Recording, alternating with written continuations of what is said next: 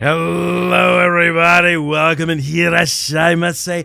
Welcome to the store. Oh, so much beard on screen right now. Hi. Welcome, everybody, to Pomme Stars Season 3, Episode 2 in the shop. We have exquisite old man action. That sounds weird. With, people love their OG song. I know. All the old men, they gotta calm down, I swear. Hey, Horatius, welcome in the shop. Thank you for having me. Of course. It's a little bit of a trip here from virtual Japan. So I hope everything has been well for you on your side. Everything's a far walk on short legs. That's right. But you know what? It's the length of your beard make it up. You know, like I can't compete. I can compete on that front. Well, it's all right. You don't have a few hundred years to cultivate a fine piece of beard like this. But if you put in the effort, I'm sure you'll get something more presentable. Do I also get to reach the couple hundred years? I would hope so. I hope so too. I know that's not normal, but good luck to you. Yeah, I'll try my best. I gotta, get a little bit healthier. I'm also getting a little bit in the trunk. Oh. Yeah. Well, you have like the stature too of a healthy man. So. Oh yeah. Perhaps overly so. All right. Well, for everybody who's joining today, maybe some of your folks, this is my show, Pomme Stars. This is a pawn shop show where my guests bring some items to pawn me, and to at the same time get to discover a little bit about their items, their story, and their lives, ? Sometime you told me you have a lot of good story for us today. Yes, I do. So sometime rarity is not only found in rare pieces of the earth or something. Talking about like rare pieces of the earth, we had something, a kind of a small conversation beforehand.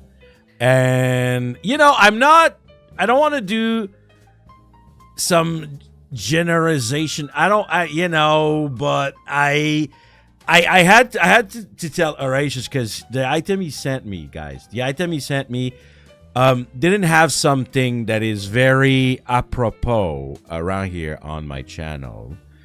I don't know. Janken Pomme is literally for rock, paper, scissors. And right. My symbol is none other than the rock, right? Naturally, if I go and I give like fist bump to people, right? Mm-hmm. And this came with some people in the show. Yeah, exactly. I see them in the chat right now. There's some people in the show have been sending me rocks. Right? They've been sending me rock. They pawn me rocks.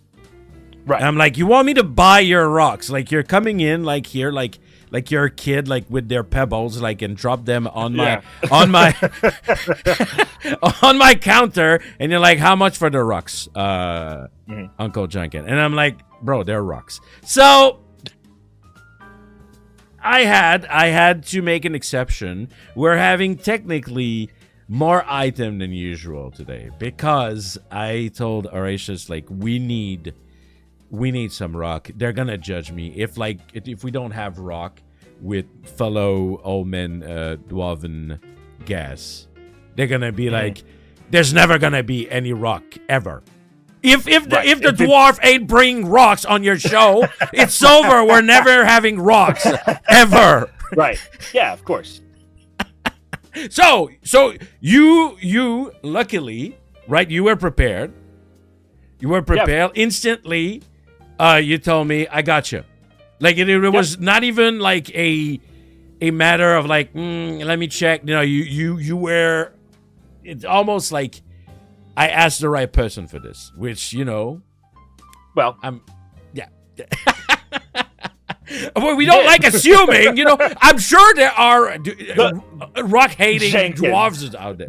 The problem is as I've always said, both online and offline, they're like, when you decide to become a VTuber, to sort of pull the kayfabe back a second, when people are like, oh, why are you this? Why are you that? Why did you go that direction for your model? And when people are like, so why a dwarf? And it's like, I am. I just. I feel that. in so many ways. When I played D&D, because I do enjoy D&D a lot, I gotta say I have that dwarven spirit in me too. So I totally get it. Okay, so he brought the rock, folks, and so I am buying this stuff, and you're gonna make money.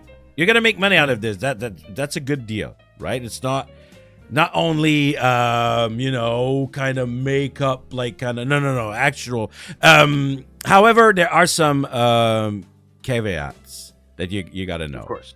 I am gonna give you. I used to give some version of yen that I in the past, but I have now transferred to the new age, and I have my own coin in my shop. Yes. We're calling it the Janken. That's quite good. Yes.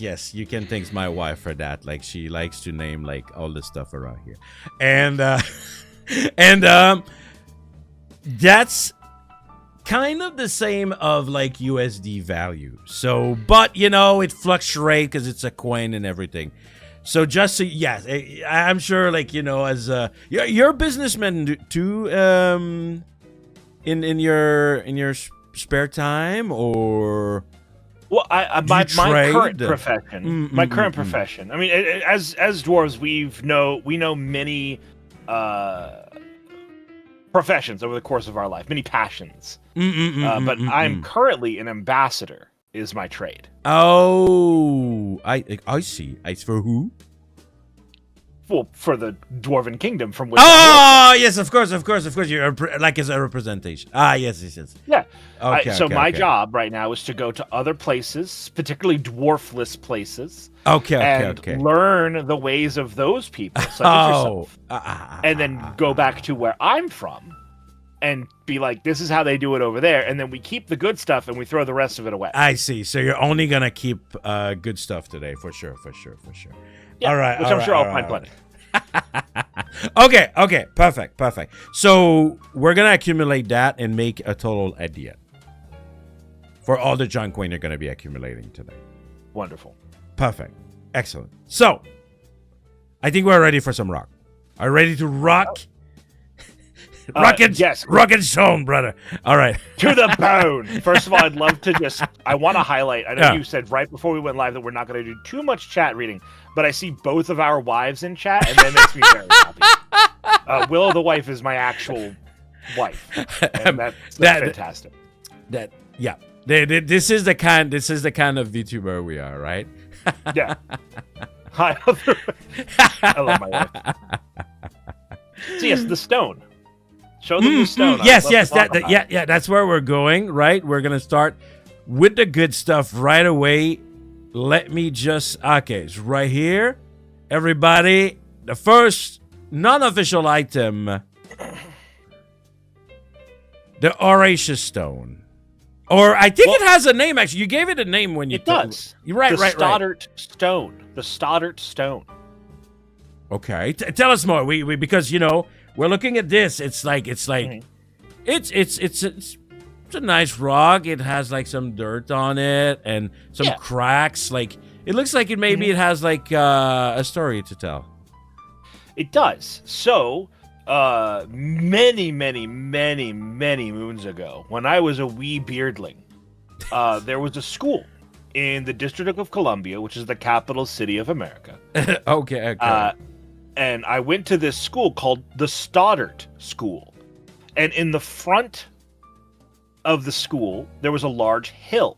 So you could either go up a ramp to get up into the school, which is where cars came up, or you could go up a pretty massive, it was like, I think I counted, it was like 37 stairs to get off of the road onto the school grounds. Okay. And so next to that staircase, or that series of stairs, was a pretty sharp graded hill.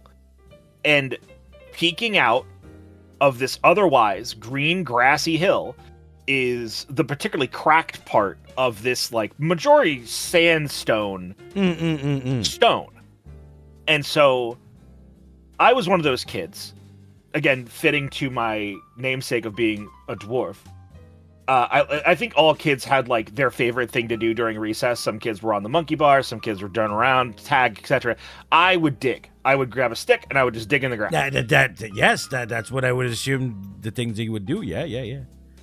And so after school, I started to take it upon myself in my graduating year out of the elementary school to start to unearth the Stoddart stone that I had named it. And when I graduated out of the school, I removed the stone and took it with me. I carried it. It's like a good 40-pound stone. And I carried it all the way home and kept it. And so now every time I move, I bring it to where I moved to, and I drop it with a thump in my front yard, and it stays there until I move somewhere else. This is like the OG stone. Yeah, this stone has been in my life longer than my wife has, longer than my oldest friendship, longer than anyone that I wasn't born into the family. Am I glad that I mentioned the stone? That's really interesting. Okay, so this stone has a lot of meaning. Is there anything about that stone in particular? You know, you could have picked like stone, right? How many stone is there out there? There's so many stone. But you chose that one. Was there anything that really like caught your interest or anything about that one? Well, like I said, the hill that it was a part of was all quite grassy. It was a relatively well-kept hill. And the only blemish on that perfect wall of green was the little, like, peak part of this stone. So when I saw it, I thought it was kind of like maybe the size of an adult fist, right? And then as I started to dig at it, it just kept getting bigger and bigger and bigger, as stones tend to be. Right. And when I finished unearthing, I was like, well, I'm invested. What is sunk cost fallacy? I'm going to take this stone home. Okay. Oh, yes. In that uniqueness of like absence of stone, this one was just like it's like the wondering kind of thing. Like you're like, oh, what's this? Like in the middle of somewhere you wouldn't expect. That stone kind of found. That's the stone that found you in a way. Yeah, it'd be like if you walked into a room that had a bunch of electrical lighting, right? And then there was a single candlestick that was lit. You'd be drawn to that candlestick, not because a candlestick is a weird thing, but because it stands out. It's unique in its atmosphere.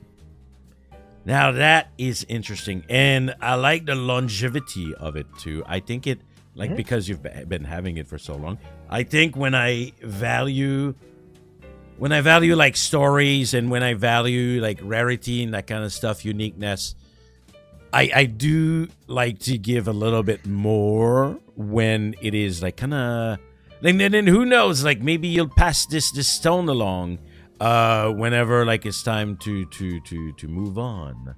Well, I intend to. And so in that way, you know, should I have my own beardlings someday and they go on and leave the home and they go and they find their own mountains to call their own, I will have them take the Stoddart stone with them. And so that I'm about to buy it, so I guess like yeah, I don't know how it's gonna work, but listen, times are tough. Yeah, right. Oof. Yes, they are. Okay. I really like that. I thank you for sharing such a story. Like I of course. Sometimes that's the thing I love the most about this show. You know, people send me like images and I'm gonna say random stuff, right? Because on the first glance, it looks like just like, oh, cool. It's a rock on pavement, you know, like. But it comes with so much more than what it looks like. So if I was, and the hardest thing is that those kind of story-oriented kind of things are so much harder to put like a price on it. Because I do think that sentimental value is a value, and we should treat it as such. And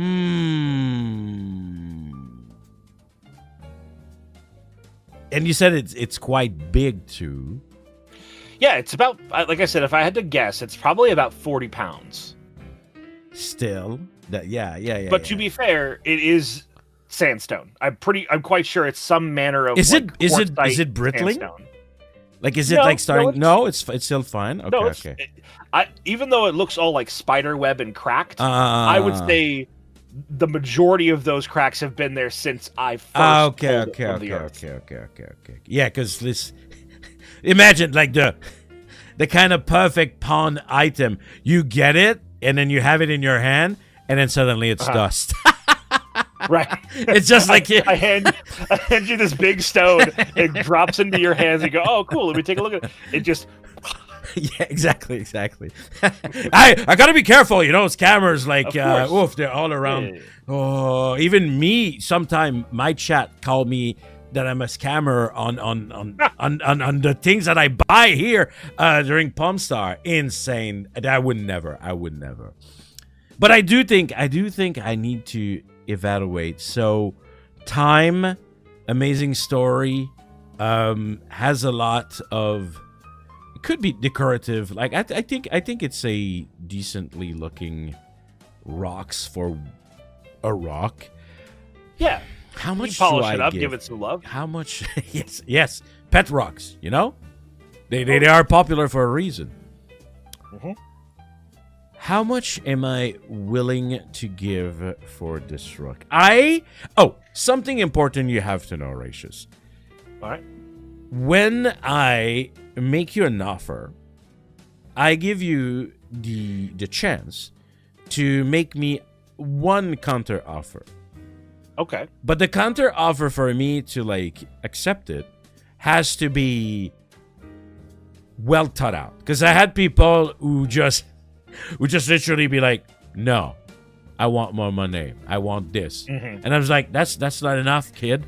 You gotta you gotta sell me this. Like you're talking to a professional seller here, reseller. Yeah, of course. So if the price you think is not appropriate. Now, for this rock that you found many, many moons ago, that I do think that has a quite interesting story, I think I have an offer for you. Okay. And we're gonna see it on the screen in a moment. I am willing, and I think a lot of people would think it's a good deal, but you tell me. For a great story, great looking rock, for the comeback of a rock on the Pomme Star. I just said that. I feel like I should almost give more, but whatever. I am offering you 75 JK. It's JK, but it's serious, okay? It's not a joke. Like this is the John coin. Okay. Just John coin. Case. Okay. Yes. And you said that the John coin is essentially a borderline equivalent to a USD. Yeah. Just for making it simpler. Times are rough, though. It is. And so my counter offer, which I will make, is a very minor adjustment, and it's for a couple of very, very simple reasons. So, my counter offer is 80. Janken coin, and my reason is when we're buying athletic equipment like weights for weightlifting purposes, generally the weights are about $1 per pound of weight. So if we let this facilitate that role as a device for weightlifting and athletic usage, that's $40 right there. And I think due to the story and the longevity and these other very nice things that you've already pointed out, I think doubling that value at a very simple 80 is more than reasonable. It makes perfect sense. I do agree with that train of thought, and 80 I can match that easy. Wonderful. And you know what? I'm flat round at 0 value. Like this is much better than a 5. Like, I don't know, I'm weird with my love for numbers, but I like it. That was also one of the factors that a nice round number is always very pleasant. All right, perfect. 80 for the extra rock. Thank you for bringing back a rock on this show, and it has a great story. I really like that. That is a start for today episode, ladies and gentlemen. But you brought much more.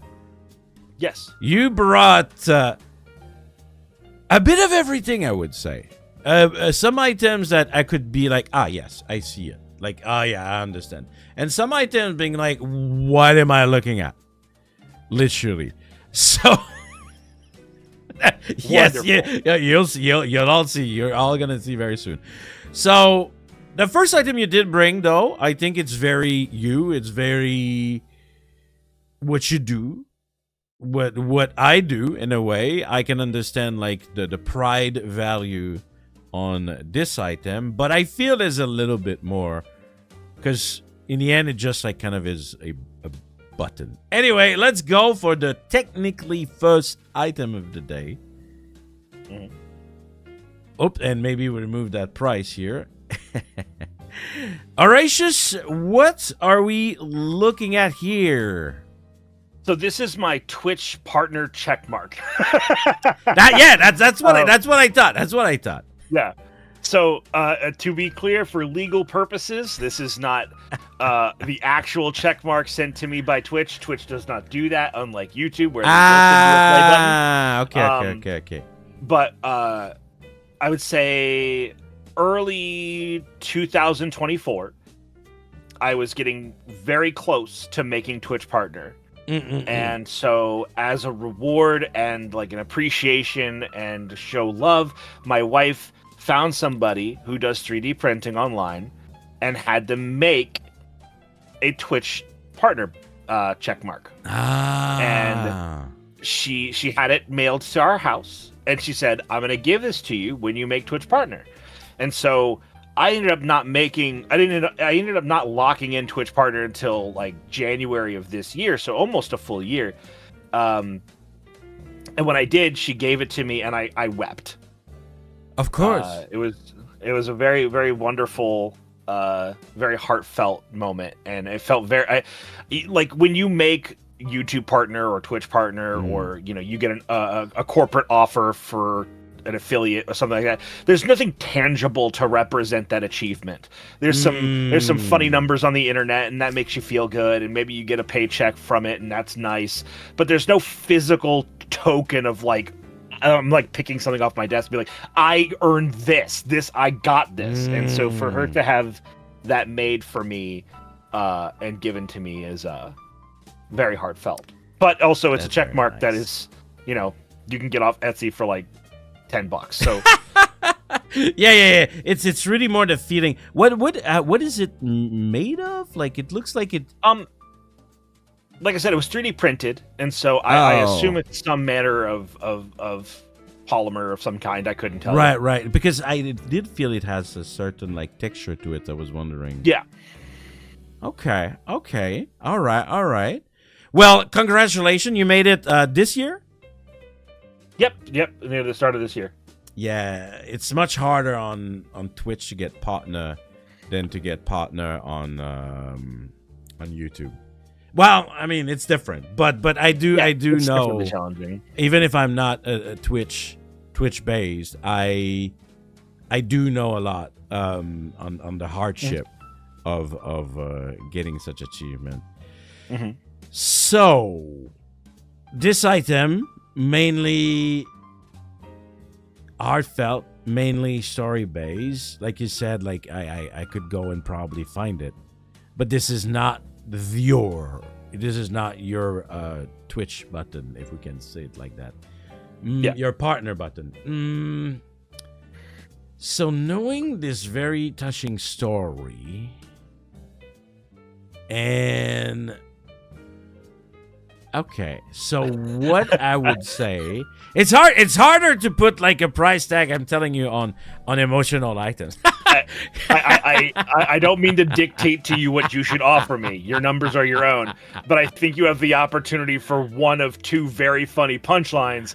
Either you go exorbitantly high, in the idea that like you buy my Twitch partnership in the act, or you go obscenely low. Oh, is it how it works? Because I kind of like I haven't tried probably as hard as you on Twitch, but I've started multi-streaming, so I don't know if it's like it's traded like that. That now you kind of put the idea in my head now. All right, I'm gonna say the ruck is nice. It has technically, I think, a lot more work and a lot more like emotion that behind the ruck.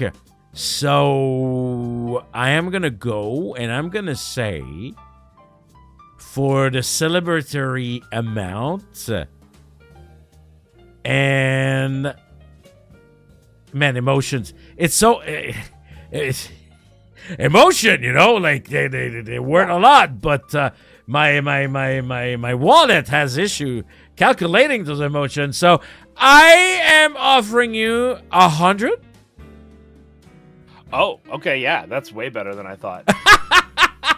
I thought you said $10. We had a 0 to this. And for the commemoration of it all, he's just like, bro, like, I'm just going to order one other on Etsy, and I'll take, like, the 100 right now. Like, it's fine. Right. Yeah. Also, if I have a couple of people in my life that I have promised that they have partial ownership over my Twitch checkmark. Oh. So they need to just not watch this. Oh. And I'll just bluff about it. So don't worry about it. Well, we're having a problem. Like, should I remove the chat? Like, I think that might be someone already like aware in the chat. Like, just sandpaper off my name on the back. Oh, Yeah. Okay. That's actually. Wait, hold on. But if I do that, it lost value because it's not yours anymore. I didn't know that there was your name. Actually, I should have asked. Because this changes a lot. This changes a lot now that your name on it. Yeah, it is mine. So you would get to prove. It'd be kind of like if you like bought an iconic artwork piece from somebody. Right. They're like, oh, I have the Mona Lisa. I'm not saying that my check mark's with the Mona Lisa, but like. Yeah. And then you just the Mona Lisa. Where's the signature? Like, let me scratch that. I don't want people to not have the real one. That's that's troublesome. Okay. Do you think that for this price, with the sandpaper, I guess, to not put you any more trouble of trading this item in the first place, do we have a deal there?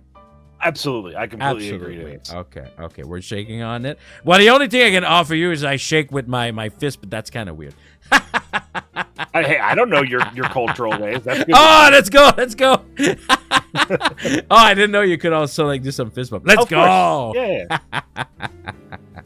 We'll a much more articulate. Yeah, absolutely. All right, let's go for 100 for the sandpapered Twitch button. Which check that was very emotional item, but now is in my possession. Of course. Alrighty, Horatius. Let's move to the next item, shall we? Okay. All right. Now that's one of those. That's one of those where it's like, okay, what am I looking at? Like that? You want to see? Like, look at this. Like, Horatius, like, what's up? Why do I have a sheep that I can cut up? Question mark. You gotta tell us. So, are you a fan of like gunpla or model building of any kind? I wouldn't say that I make them, but I do enjoy them. Also, I noticed that this is Japanese, and why am I not surprised? Well, apparently they have like a whole like set of these. You can get like one that's a cow. You can get like all kinds of them. Okay. And So- we need to look at it again. Yeah. So you can see that there's all the different pieces on this side, right? And then the idea is that it's like essentially like a little cute 3D puzzle. It comes all together, and then you open it, and then you just plop it out, and all the different cuts of the sheep fall out, and then you can rebuild the sheep with its skeleton, and then it's muscular and it's awful, and then you put it back together, and then you can just like crack it open again if you want. Okay, and I see. So, I should have asked for a picture from the inside. So, I see that in it there are parts, like you said, right? Yeah. Like, and yeah, then on the box, so you can see like all the different fatty cuts, the red cuts. Right. Does it also come with the grill? No, that is sold separately, which is hilarious because the shears are there. Yeah, but the cooking pot. Oh, okay. All right. And what about like the how it's filled? Like I see like filled with like red, or filled with brown on the kind of round. What are they trying to tell us there? Oh. So the brown pieces are like offal or like dark meat cuts. Oh. Okay. Okay. And then the red parts are like muscular parts. Please tell me there's a story with that. There is. Okay. It's not as like supremely heartfelt as the previous. Two, Okay. Story to it. So one of my closest friends in content creation is a woman named Harakita. Okay. She is an Akita Inu. She is adorable. Yes. I do know. love this woman. She used to be known as Harvey, and Harvey was a sheep. And so when she rebranded into Harakita, she said, "Oh," and she suggested this little cute sheep puzzle onto my throne, and my community immediately bought it. And so I got to kill Harvey in a hand cam stream, and then put her back together, and then as she sort of transitioned into her new. Now that's a rebranding. You know what? Like, I'm a eatable animal. So, and I think that to part of this persona of mine, I'm just gonna offer myself to be eaten. To others. Wow, that is great. I made it look like I was dying, but I didn't go as far as offering them to eat me, because that's a little bit weird. Right, but that's a different kind of thing. But I do think that this is pretty hilarious. I do enjoy weird stuff. I enjoy weird stuff. Being in myself in virtual Japan, we do see them like weird kind of little gadget, I want to call, or hobby thing like this one. And I am quite interested actually in this item, just for what it is. But then with the item on top, it makes it great. Now, I do wonder, though, these are probably not out. When did you procure this item? About less than a year ago. Almost a year ago. So it's probably not impossible to find. No, it's probably quite market available, I would say. Right. Okay. So in that sense, I would be kind of buying this with the fact that this one used to be the image or the idea of a VTuber. Okay. I got to package deal those things, because when I put them on the shelf, they're going to be thinking like, oh, I'm just going to go on the hobby shop next door and I'm just going to get it, But I got to be, wait, hold on. This one is special. This was a VTuber that got eaten on stream. They go, shut up. Okay, so such a little thing is. This looks like it's well made, right? Kind of Japan quality. Yeah, I would definitely say it's a high quality little gadget fidget toy.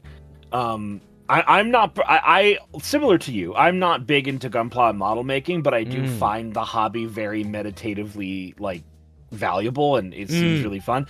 So when I actually was resistant to get this at first because I was like, oh, I'm not gonna want to put in the time, and I got it, and I sat there and literally I blinked, and 25 minutes later it was built. Oh, wow. Constructed. And I was like, oh, that was actually a lot of fun. I really enjoyed the sort of the tactile sensation of putting it together. And it's got a lot of parts, but it's not super complicated. Have you done others since then?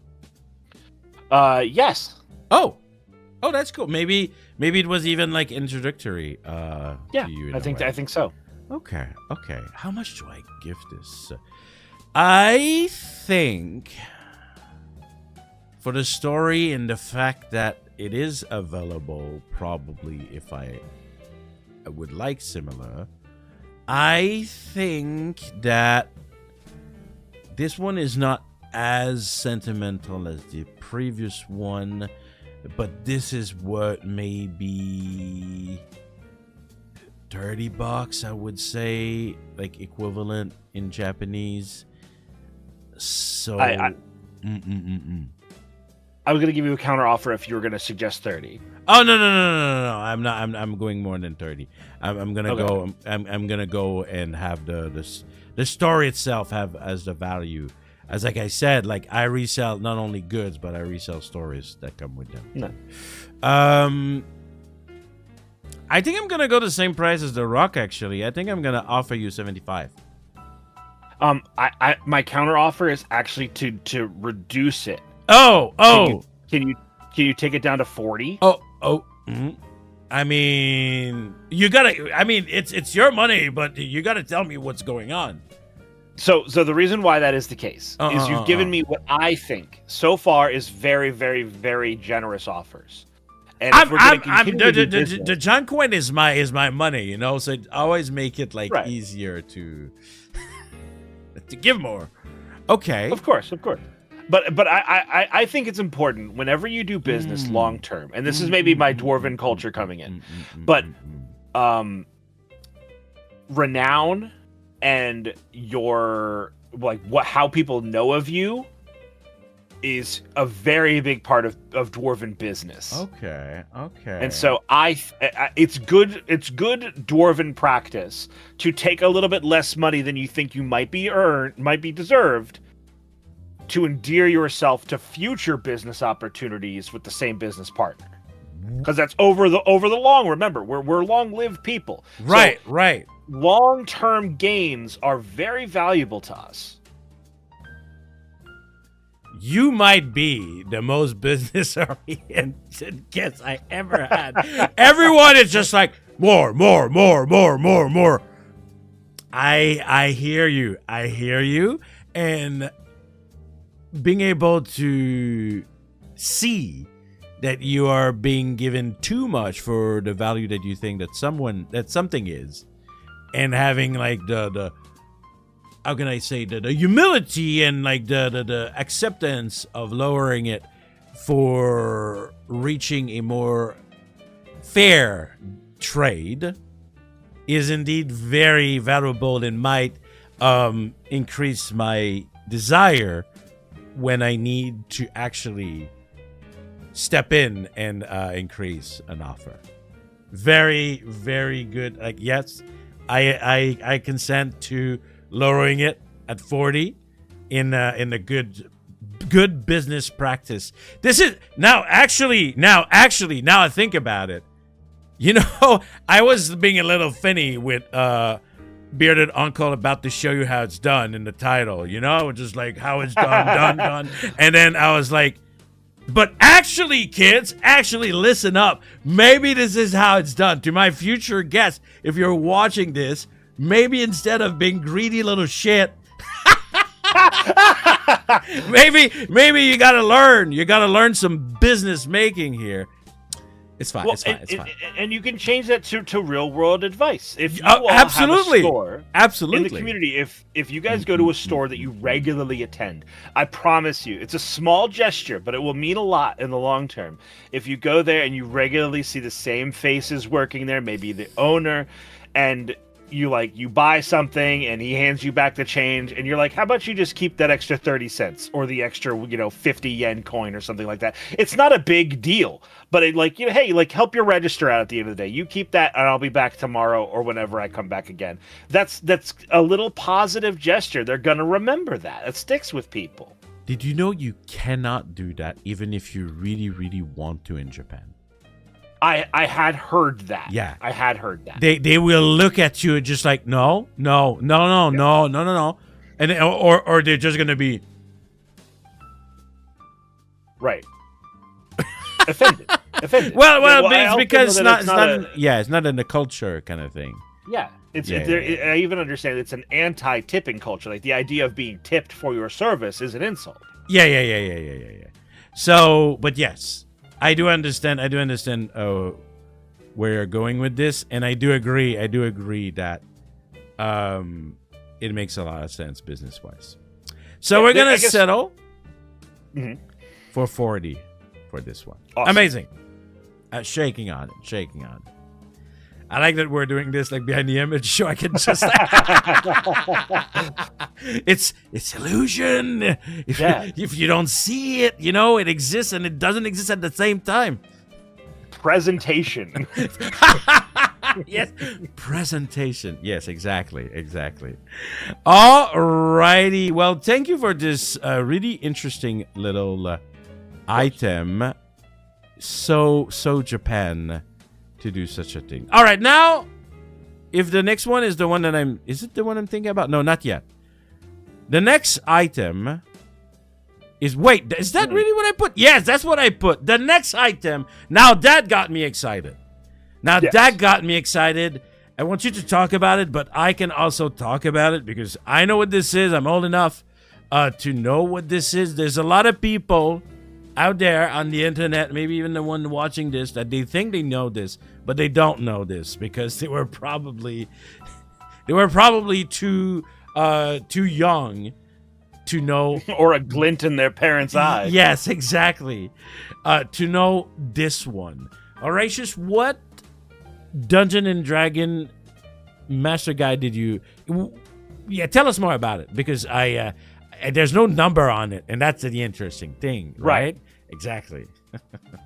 So this is the official advanced Dungeons and Dragons Dungeon Master's Guide.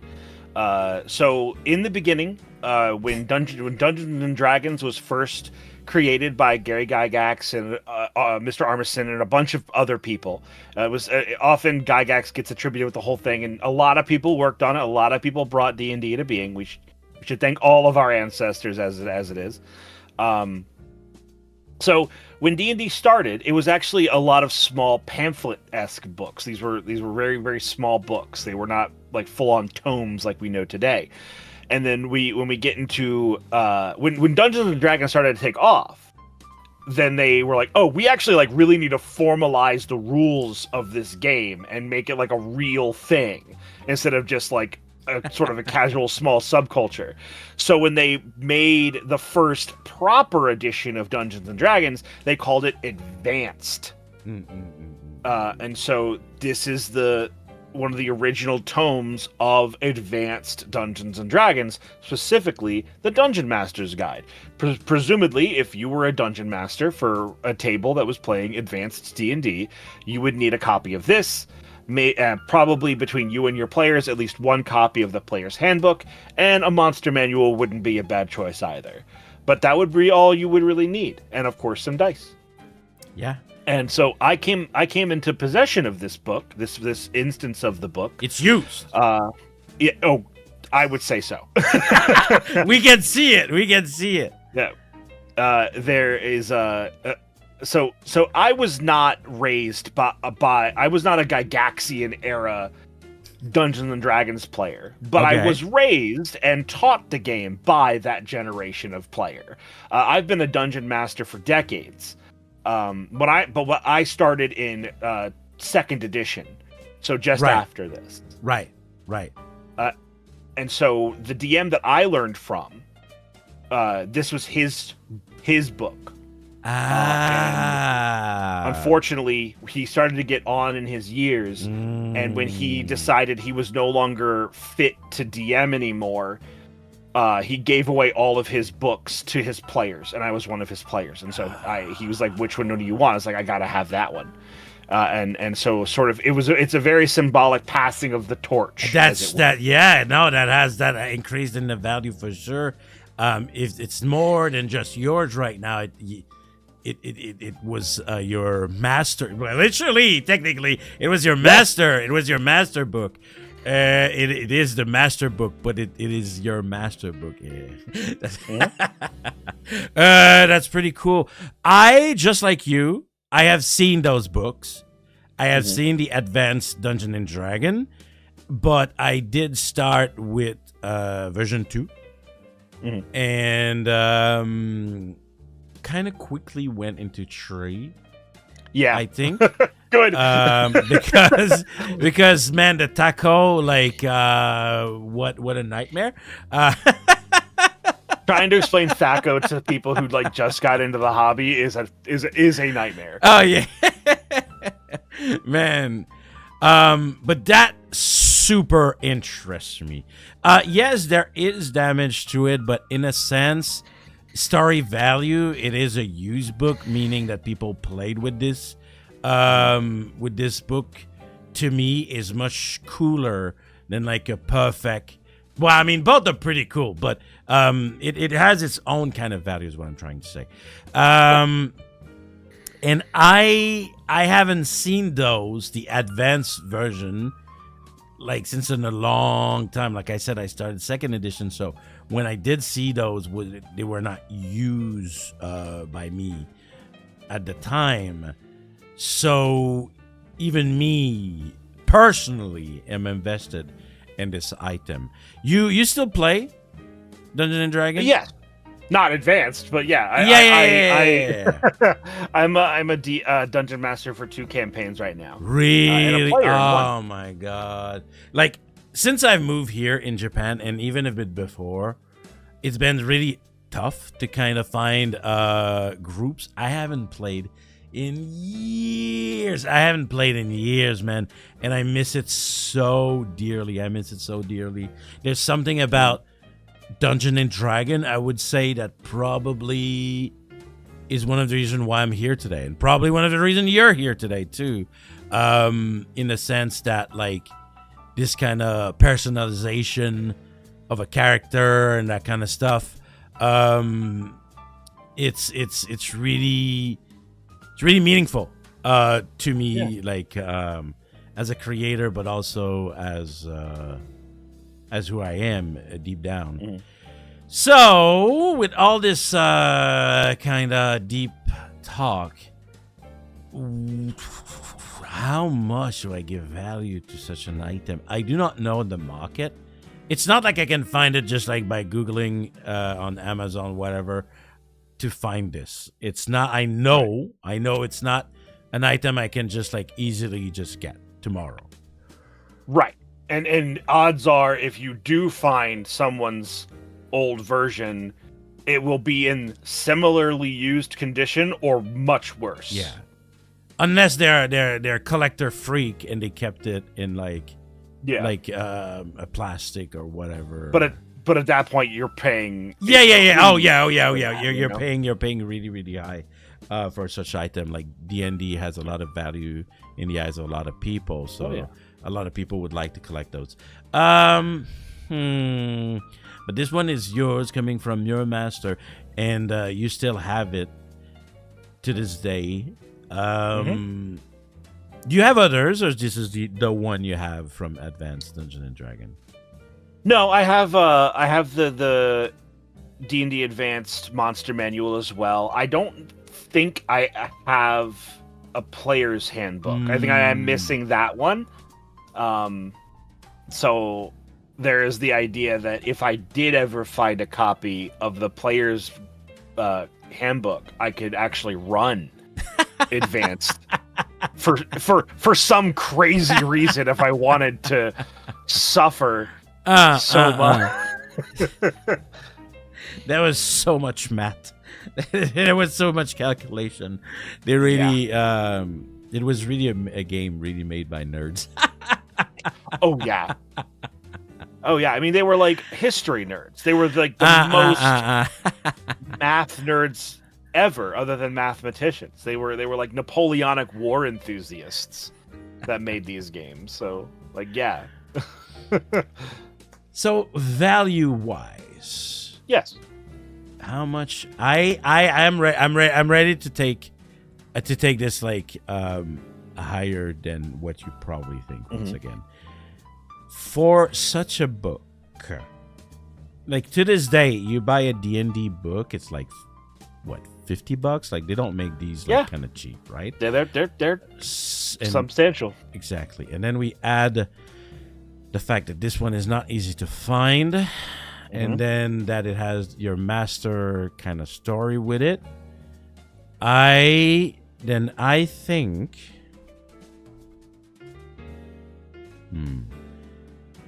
and like I said, I don't mind the usage on this. If it's like, I don't know, if it would be, I don't know, you're selling me a plushie, something like, how can I say, something that like is not usually you would think that has been opened and used many times, but it would have degraded, like the quality would have degraded. I think it's not as exciting, but having something that's just like it's used because it was actually people with like all their passion, their nerdy passion, like flip the pages and they went in it, that kind of stuff. I am ready to make an offer. Okay. All right. I am dropping 250 JK for this. I think that's reasonable. I think of the items that I'm going to show you tonight, I think this is definitely amongst the most like sure, like we can talk until we're blue in the face about how much something sentimental can increase its value. But I think this is like, with no love, no heart, no emotions attached to it, this is still probably one of the most valuable items, period. I think so. I think that's on offer tonight. I think so. So how does that sound? Does that sound fair? I accept. I accept 100%. All right. Perfect. Shaking on it. Excellent. 250 for the advance. But yeah, man, seeing this in the flesh, like I had this in front of me, I would be like, oh my god, like I want my nostalgia right now. I want to see, and then I want to feel like and how we used to play this game, right? Because it changed so much. So it's very exciting, like to me as a D&D enthusiast. All right, so that was really cool. That was really fun. Thank you for bringing this item, Horatius. But we need to talk. All right. I don't know if you have them in your backpack. The next item. If you do, like, I don't know how, and I don't know how the logistic of like how things are gonna happen. I'm not sure like why. I gotta say, I'm used to like small object of value, right? I'm used to like things that you would say is, like I like to call them memorabilia. Like it's like objects, items. I call them items. And now I would say you're kind of like breaking some new grounds for me. If I can say it like that. I've never dealt with this kind of objects, so we're gonna need to talk, and I don't know how the logistic are gonna work, but let's just look at the next item, shall we? You brought me. Is it outside? Like, is it like you brought me a shed? Like, you gotta tell me.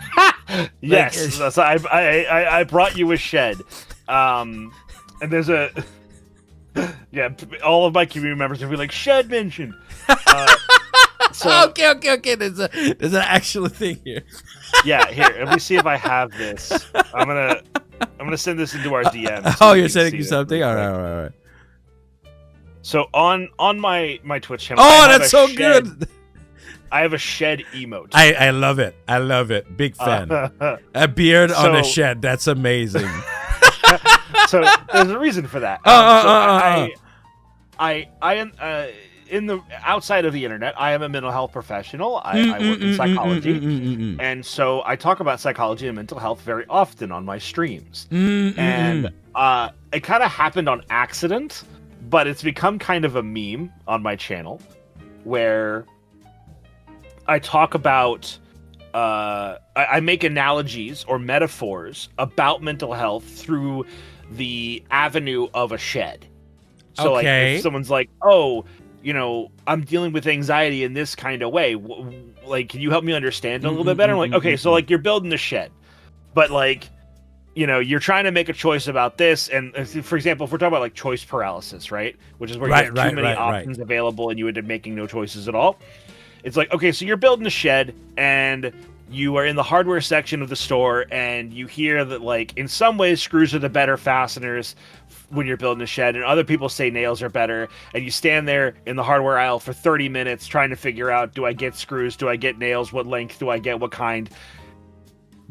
So like I make these analogies about a shed but connected to mental health. So this is a picture from a very special place to me. Okay. This is a picture of the shed that is the only standing structure still on the property of the house I was born into. It looks like it has seen a couple years, indeed. It has. And so about 6-7 years ago, my family moved out of that property. Oh. And sold it to the county. And since then, the county has demolished the house that I was born into. Okay. But for some reason, they didn't destroy the shed. At least they hadn't when I was most recently there. So when I went by and saw that the house that I was born into was destroyed, I had a little cry. It was very somber, very good closure. And then I saw the shed was still there. And I said, that's so perfect. So I got my phone out and I walked over and I took a picture of the shed. And because that's the only thing that's still standing there. But what's in the shed? What's in the shed, Horatius? Nothing anymore, except for maybe a couple of feral cats. Because when I took that picture, I saw a cat peering up at me from underneath the shed. Do the cats come with the shed? Because I mean, I'm a cat kind of guy. So yeah, I imagine that they would probably be very interested in coming along if you had food. Okay, yeah, I can tell you they are very food driven.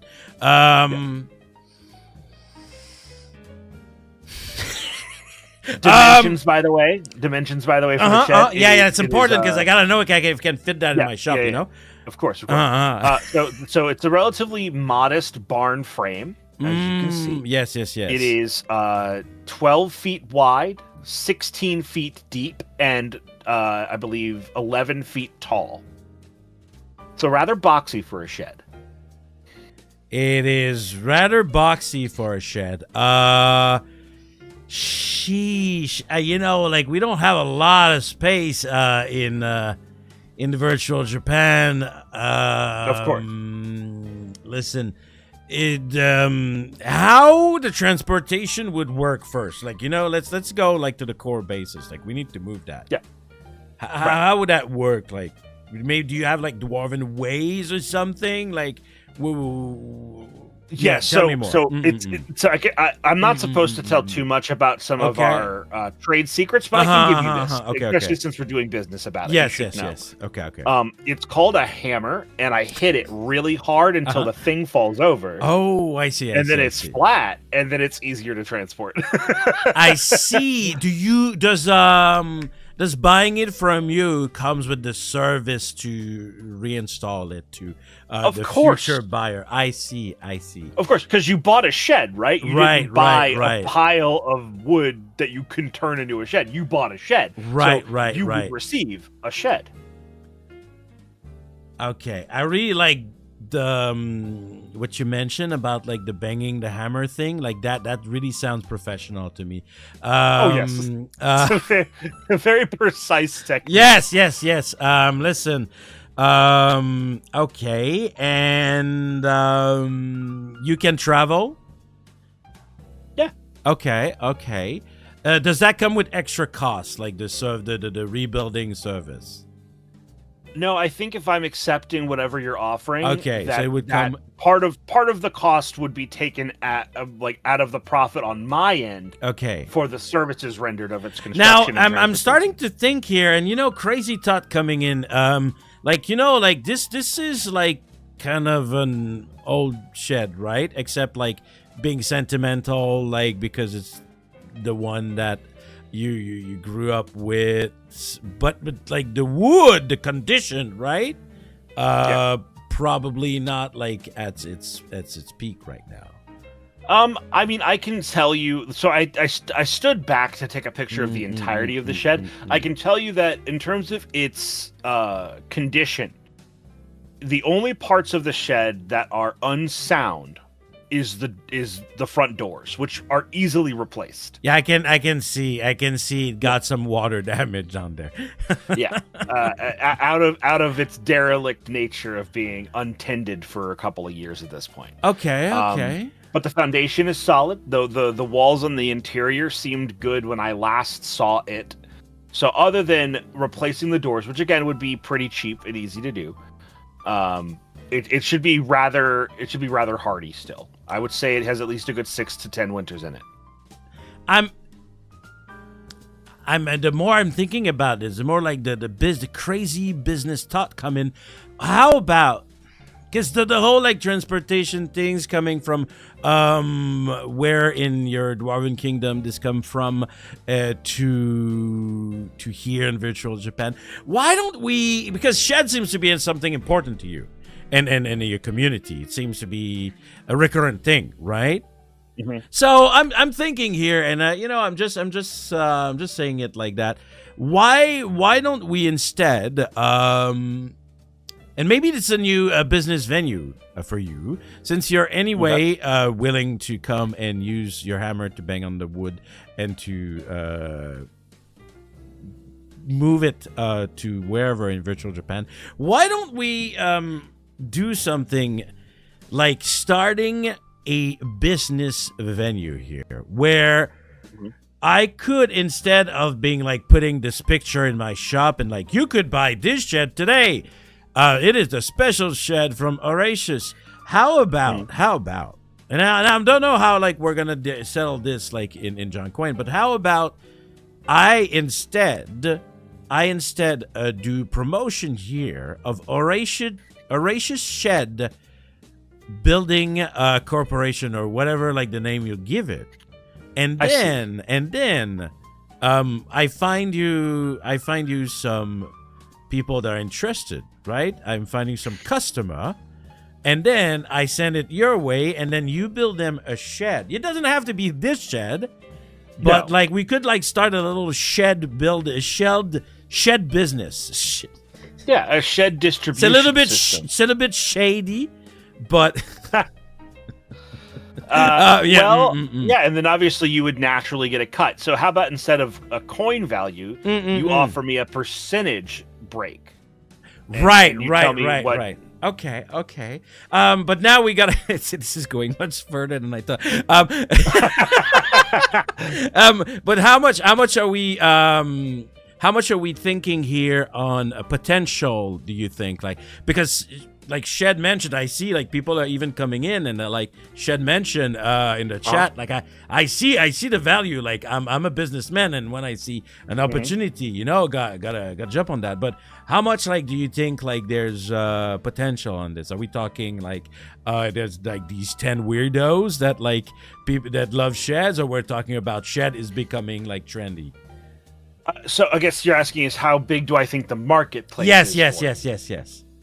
I think that as so okay, big statement. Yeah. With the average age of a streamer's audience being in the mid to early 20s, so 18 to 21 and like 22 to 25 are like the most populous. Oh, age groups that watch mine streamers. are older. Trust. Oh, 25 me too. plus. My community is also substantially older. And I'm very grateful for that. By the way, yeah. We get very mature discussion for the most part. I think that in maybe not right now, but as those viewers' bodies get older, they will find additional value. So it's a bit of a long-term investment. I agree. I've been saying those who are still young enjoying VTubers are gonna get older, and who's gonna be there when they get older? That's gonna be us. Hey, we were there years ago waiting for you to get older. Man, the potential is through the roof. I would say the shed roof, if anything. And then someone said, thank you. And as someone said in the chat, like, houses are expensive. And we all know when times are rough, and if you can't afford a house, maybe you can afford a shed. Yep. Oh, okay. I'm sold. Now we need to. We're gonna go. Future wise, I'm investing. I'm going straight into my Janken stash here, and I think as a percentage value for now, we can of course renegotiate as we go. I think here for the shed business that could be built upon here, I am offering it's very serious offer. Also, do not jokes about shed. We don't joke about shed here. We would shed a tear if naturally we someone did, and I cannot be stopped. And I am offering you 10,000 JK. I believe in this business venue here. And I think that shed might just be what everybody needs. Yeah, I think that's a very wise investment. I think it'll take a year or two for you to see the full profit return, but I think that after that point, it's all gravy from there. Right. So I think that's very, very wise. I accept your offer. Excellent. I would never have guessed today. We're shaking on it for sure. And I would have never expected this just from this old shed picture that you sent me, and I was like, what the fuck am I gonna do with this? Yeah, I like good surprises like that. Sometimes life is about being at the right place, right moment. So here we go. We gotta talk more about those shed like in the future. I am now personally invested. Of course. All right. Well, I hope everybody was very happy to see shed, and there shall be shed in your future, everybody. All right. Perfect. All right. Added this little 10K to your total, which definitely is gonna help up the number a little bit. But now we're going back into something a little bit more.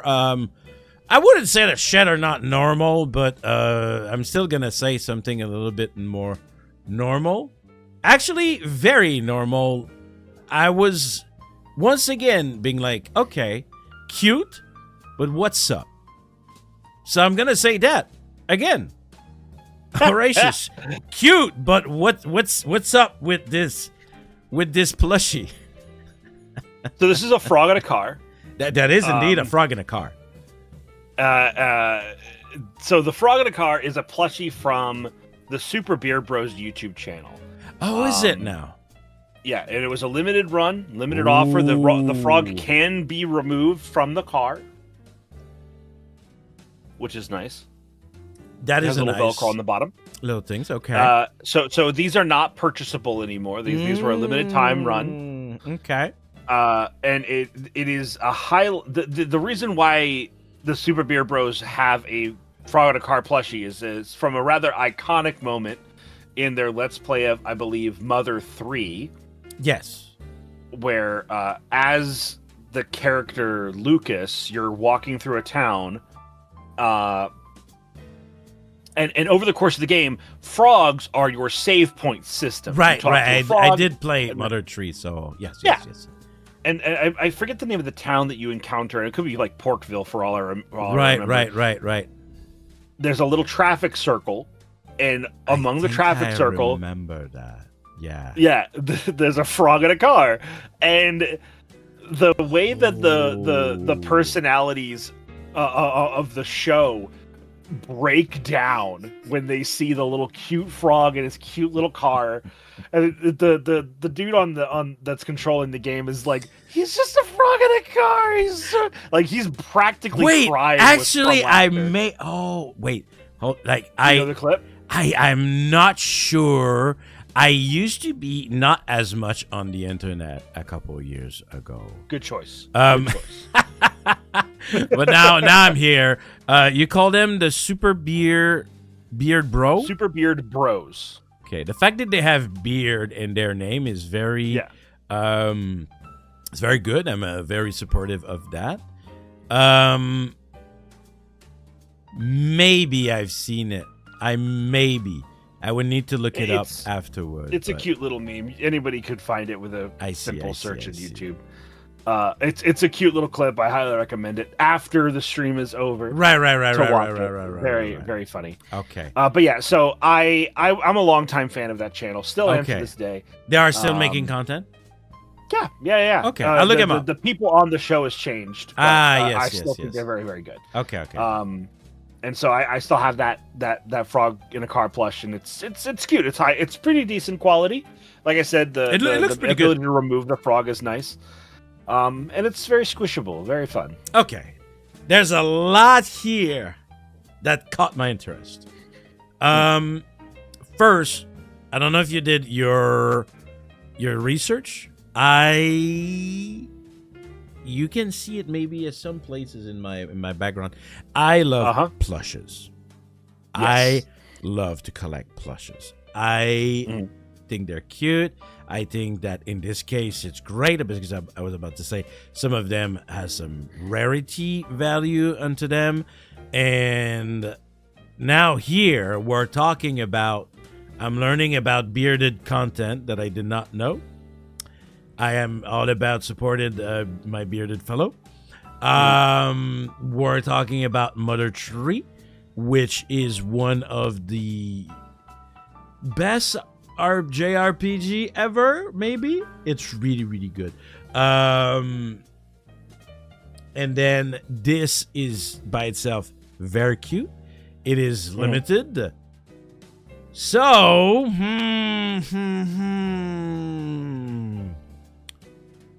and the quality, despite the years, seems to be pretty good, right? I don't see any visual. Yeah, I kept it in pretty good condition, damage. I would say. Okay. Not sure about like the layer of dust, like on the PC though, but it's okay. Well, yeah. It's very dusty. Okay. Do you remember how much you paid this for? Back then. I believe it was 35. It sounds about the price of a plushie, but it was limited. Just like by itself, it was limited, right? There was like limited quantity. Yeah, I think there was only 150. That's not a lot. Actually, you know what?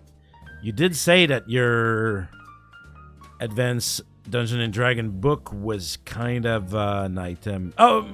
Any before I go, any sentimental value? We didn't really talk about that except the fact that you like the show. I mean, I guess the most sentimental value that the Frog in the Car plush has is just that I think all of us, as we become content creators, those of us who do, we all have inspiration. Some people call them their Oshi. Some people call them, the person that got them into it. Whatever you want to say. Yeah. So I have been a big guy with a beard my whole life. my whole adult life, at least. And so to see a group of creators that are the Super Beard Bros being these like also big framed, overweight guys with beards, and for them to be successful. Had a flash of you showing your belly on Twitter. You did that, right? Am I right? Yeah. I don't know why. I just had a flash. I was like, holy shit, I remember he did that. It happens. It happens. Okay. No, that's good. That's good. I liked it. Some people say I filmed it. Your wife did. Oh, yeah.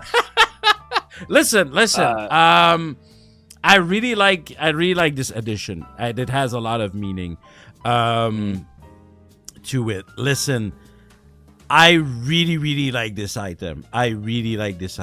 When I like an item, I am generally on the generous side, and it has a value by itself, even if I wouldn't like it. Now, let me see how much. How many years has it been since I got it? Yeah. It was before the pandemic, so it was at least 5 years. At least 5 years. Okay. So I would say 6, because not much longer than that. Okay, not much longer than that. So, okay. Condition is a bit better than the book, but then again, it's a plushie. I would expect that. And then 35, and then story is great. Okay, I know. I'm ready. I have an offer for you. Okay. Just let me write it down. This is not going to be 10,000. All right. Are you sure? I mean, we're going to... Now would be the time to want to make a fair call. Right. But... I like this item. The resale value is high. The story is good. Beard, I support the beard, even if yours and mine right now, but there's others out there. Beard supporter. I am offering you 200 for this. Okay. I accept. Okay. Yeah. I genuinely think we can shake on. I genuinely think that even in the real world, if you really... what is real, what is not real? In the real world, if you really, put a lot of care into this, making sure it doesn't get a lot of dust and doesn't get, little damage, this has actual value for real. Oh, yeah. I agree. Cool. So we're going for 200 in a great... It's... every show I say it, okay? Every time I do an episode, I say it. I just love my show so much. People send me random picture, and every time I'm just like, the fuck? And then just in the end, it's just like, damn, that was interesting. Yeah. So, and I've learned about maybe creator that could give me also bearded ideas. So that's amazing. All right. Shaking on 200 for the cute little frog. Yeah. On a car. And I'm pretty sure that now the more we talk about it, the more I'm pretty sure I saw in Mother Tree this frog. The more we think about it, I think about it. I need to replay this game. I wanted to replay it once, but it never happened. It's a long game, so I guess maybe I didn't. It is. Yeah. All right, next item, Horatius. What do we have here? So this item, I'm gonna put it a little bit bigger, but I told Horatius, I was like, I'm old. I can't really see. It's a little bit blurry. And it's like, oh, sadly, this is the version that I have. It's a coin, but it's kind of like plastic. It's a 3D printed coin. So what's up here? So this is 1 GBP, also known as 1 good boy point. Okay. You been a good boy? Well, I mean, yeah, I earned it. Right? Yeah, right. I was at least 1 good boy. Okay. So he has one. The story behind this is that I go to an event called MagFest every single year. Yes, I think I heard It's a convention in January. I love it to death. It's in my state.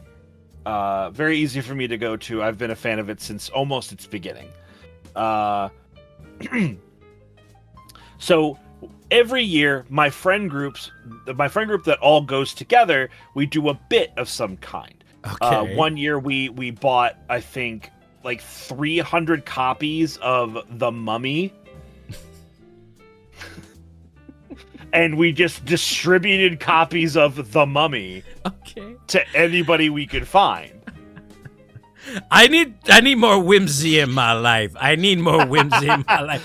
Okay. Why? What was the idea there? So the idea was that we all dressed up as worshippers of Imhotep, the villain of that movie. How did that happen? Yes. We just decided to group cosplay. And that's what we did. And so one of the years, one of our friends had recently got a 3D printer. And we were like, okay, we have to 3D print a bunch of something and give it away to everybody at the con. And someone was like, oh, we got to do GBP. And so we made, I think, like 600 of these little coins. Oh, my God. And so every time I would go back to the hotel room, I'd throw a fistful of them in one of my pockets. And then every time I saw someone being a good boy, I was like, here's good job. And I'd give them a good boy point and be like, good job being a good boy. And they'd be like, what? What did you say to me? They're like, you were a good boy. Here, have a GBP, a good boy point. Okay. So now you're giving it to me. Yeah, because you're a good boy. Right. But it was yours. Well, yeah. Are you staying a good boy if you give it to me? I've got extras. Oh, you got extras? No way. That's cheating, though. You're making them for yourself. Well, I didn't make them. You were part of the people that made them. Sure, but the facility will say that manufactured them has gone defunct and is no longer in business. So they are not being created anymore. I don't think I've had a lot of people calling me a good boy before. I'm sure there's a couple of people in chat who would find that very valuable. Yeah? Because I was about to give you one. It says one on it. I don't know. I'm thinking like it's a one for one, you know? Like, hey, it's how it works. Hey, I'm good with that. He's good with that.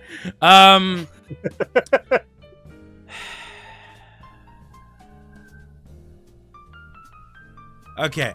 I can't go for one, right? Okay.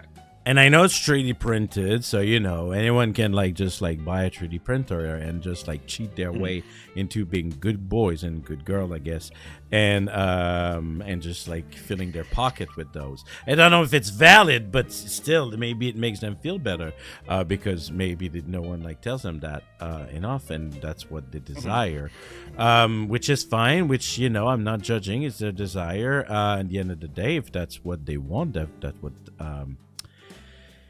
For me, though, being okay. Enough trying to talk my way out of this. I'm offering you $10, just because. Sure. Okay. All right. I think that's more than reasonable. That story, though. You do that still every year, like a bit like that. So. Yeah, something like that. I mean, one of the years we all went dressed as the Sailor Scouts. I was Sailor Saturn, and I slayed. Oh, let's go! My favorite, the one, the brown with the high ponytail, right? No, that's Jupiter. That's Venus. Jupiter. Huh? Venus? Is it? Yeah, Venus is the one with the the green electric powers with the big high ponytail. Yeah. I thought that was Venus. I might be mistaken. I need to look it up. No, it's Jupiter. I have it right here. Is it Jupiter? Okay. Yeah. Okay. You were Saturn. Saturn is it the purple one? The big. No, that's the big blonde hair with the orange skirt. Ah, yes. The himbo of the crew. Yep. Okay. Are you a himbo? How do you feel about that? No, me neither. My chap, though, they really want me to be. My wife is screaming at me right now that I am. But for now, I I'm not a appreciate himbo. it. I'm a good boy for 10 Janken John Quinn. Yeah.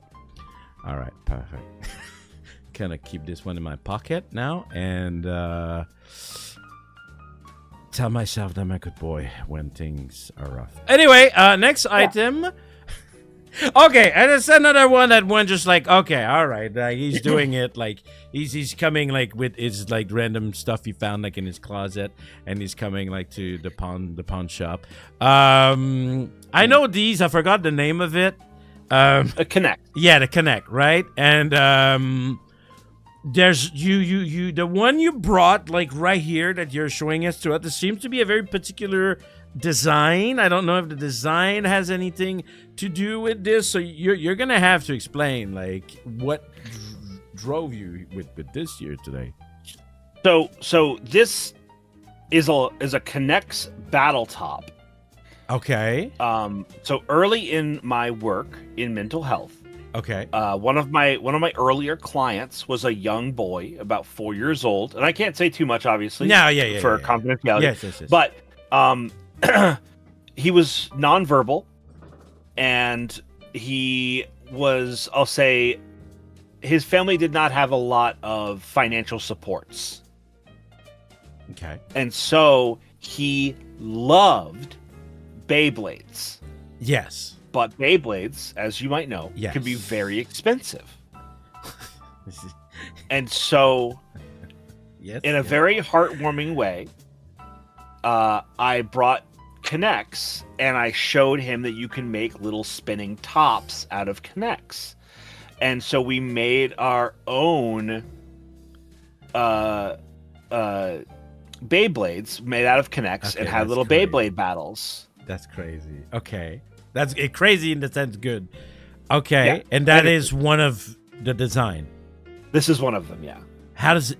So, I'm seeing in the middle, there seems to be a certain rotationary bit. Yep. Do you flick it with like your wrist? Like you go flick? How does that work? So you see how there's the little nubs on each of the the white wheels? Yes. There's one of those nubs on the underside of the center. And so you grab that little top ridge. Yeah. You just sort of spin it. And it just spins on its own. That is so creative. You thought about that? You had like this brainwave moment of creating that? I mean, so one of the very few times that my client would talk is when we would watch Beyblade, and he would very, very, very few words that he had were like the names of some of the characters, the names of some of the Beyblades, the names of some of the Beyblades' attacks. So I was like, okay, if this kid who doesn't talk, who can't even find the words to say I'm hungry. Right. But he can say let it rip. Then Beyblades are really important to this kid. And I was like, okay, I can't ask the parents to buy him a couple of Beyblades, right? Because they can't afford it, because they're Beyblades can be really pricey.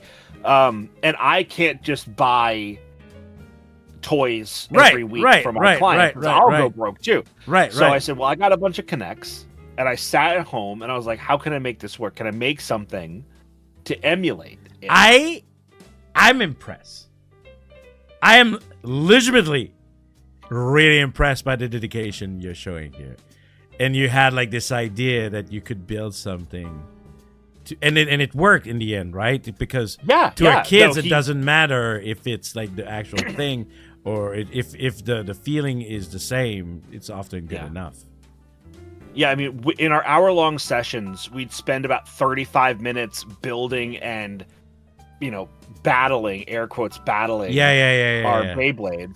And then the other, 15, 20 minutes of the session would be talking and, trying to help him figure out how to communicate without his words or use his devices to help him communicate. Wow. So, yeah. From what I was just like, the hell am I looking at, to this story, it's kind of crazy. And I'm pretty sure that you can probably understand too. I was too old when Beyblade came out to have any interest toward Beyblade, and I was kind of that age where new things are just like kids. Yeah, whatever, right? It's not for me. Who cares? Kids. I'm a young adult. I'm a teenager. Like I ain't like gonna give interest to those Beyblade. But within the last couple of years, I did see some Beyblade video and some Beyblade like tournament, and I just like that shit's actually interesting.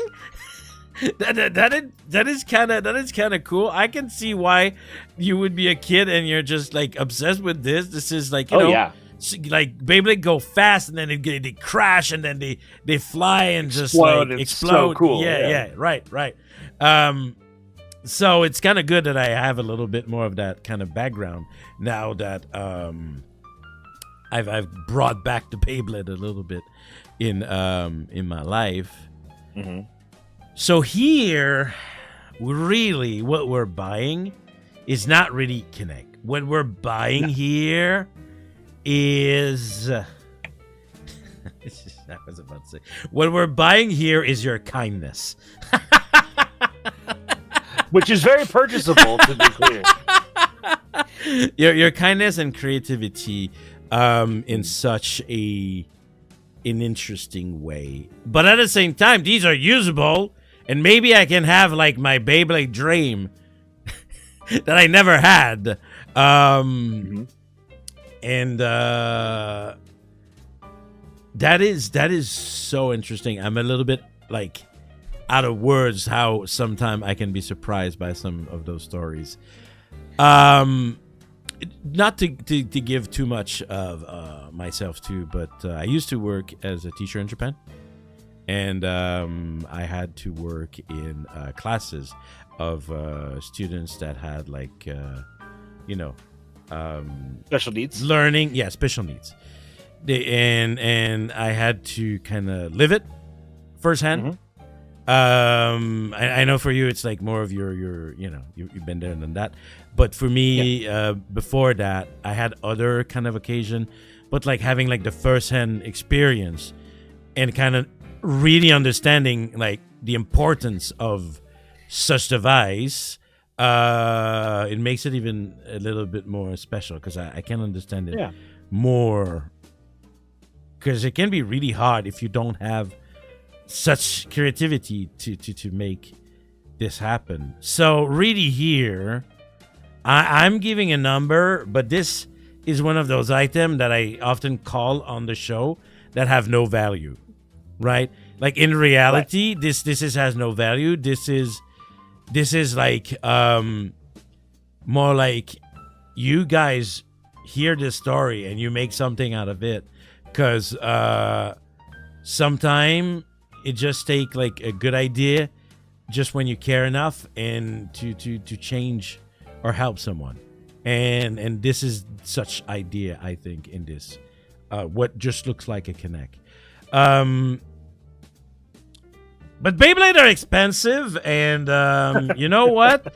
I'm gonna go and I'm gonna go with an amount that is probably could never like justify the value of that story, and I'm just gonna put a 50k, a 50 JK on that.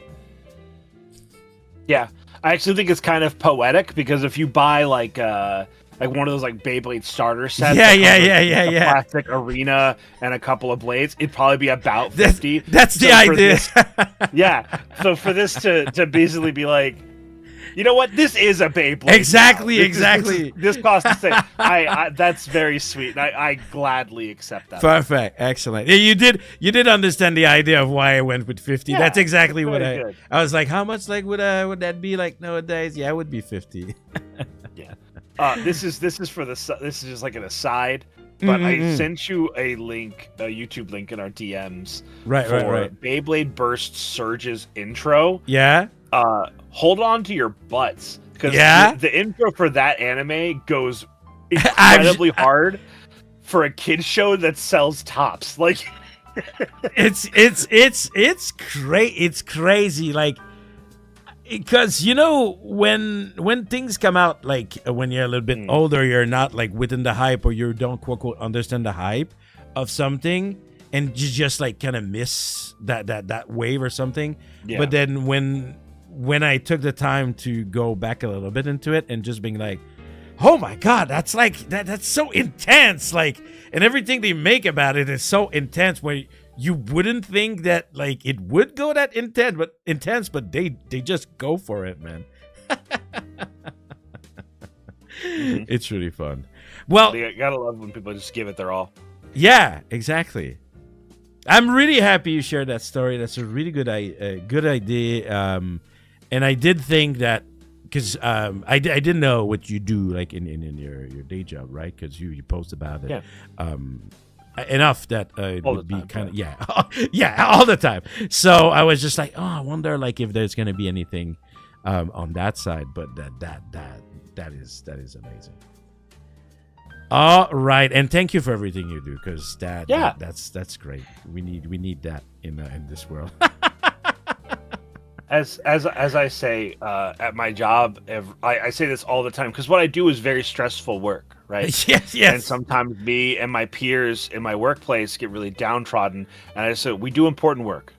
I just say that, and it resonates. I would say like within like everything I did, like work wise and then working with people and all that stuff, I would say emotionally and also physically, emotionally and physically, like helping like special needs kids, like it's to do it every day, man, you're a warrior. you're a warrior, because it's you really gotta lock in. Like if you don't lock in, you skip the beat, because most of the time you need to be 100% there all the time. All right. Next story. Yeah, you're not even selling me items. You're selling me stories from now on. Next item that we have today. Oh, this has to come with like I'm just looking at this and I'm just like, I've been there. I don't know like what is going on this board with those cups, but the red cups, oh, have I been there. All right, Horatius, what kind of drinking game are we looking at here? So this is a drinking game called Tablero. Tablero. It is played on what you can very clearly observe as a 7x7 grid with 7 shot glasses and 2 six-sided dice. Okay. The game is played in a series of turns, where the player in control of the dice rolls the 2d6s and moves the shot glasses only vertically in accordance to the dice rolls. Okay. To try and make 6 in a row horizontally, 7 in a row horizontally, or 7 in a diagonal from corner to corner. Okay. And should you achieve any of those end states, you declare that you've scored a tablero. Your opponent is socially obliged to recognize your tablero and congratulate you for scoring it.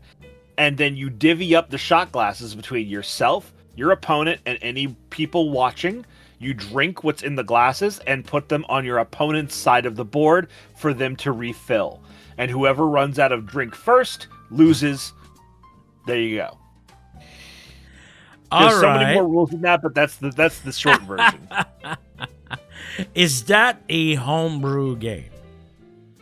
Sort of. Sort of. So I used to LARP before the pandemic kind of killed the LARP I was a part of. Oh my god, it's so true, right? Oh, that's crazy. And one of my friends that I had in that LARP went to what is considered one of the largest LARPing scenes in America, which is called SCA, or the Society for Creative and Acronyms. Okay. Or an acronym. huge community, awesome community, and he said that he learned this game from them. So he brought the game from that community to our community. We all played it. As you can see, several of us made wooden boards to play the game on. And we play it all the time when we get together for drinking parties and the like. This is a picture of the board at a MagFest, actually. Ah, of course. This is fun. Like I gotta say, now being in Japan, these occasion has drastically went down as with age and my friend kind of pool is not really large and not really into drinking game. It's not really a cultural thing here. But I had these when I was a younger Janken, and I gotta say, at some point, you gotta be original because you ran out of idea. of those kind of games, right? The thing I like the most about this game, Janken, is in my experience, most drinking games reward playing them well with not getting to drink. If you play a game well, you don't drink, your opponent drinks. But the purpose of playing a drinking game is to drink what you drink. Yeah. No. I get it. Yeah. Okay. Interesting. So what I'm selling you is not the game itself, but this board for which you could play the game upon. You made that board? No. My friend Onion made it. All right.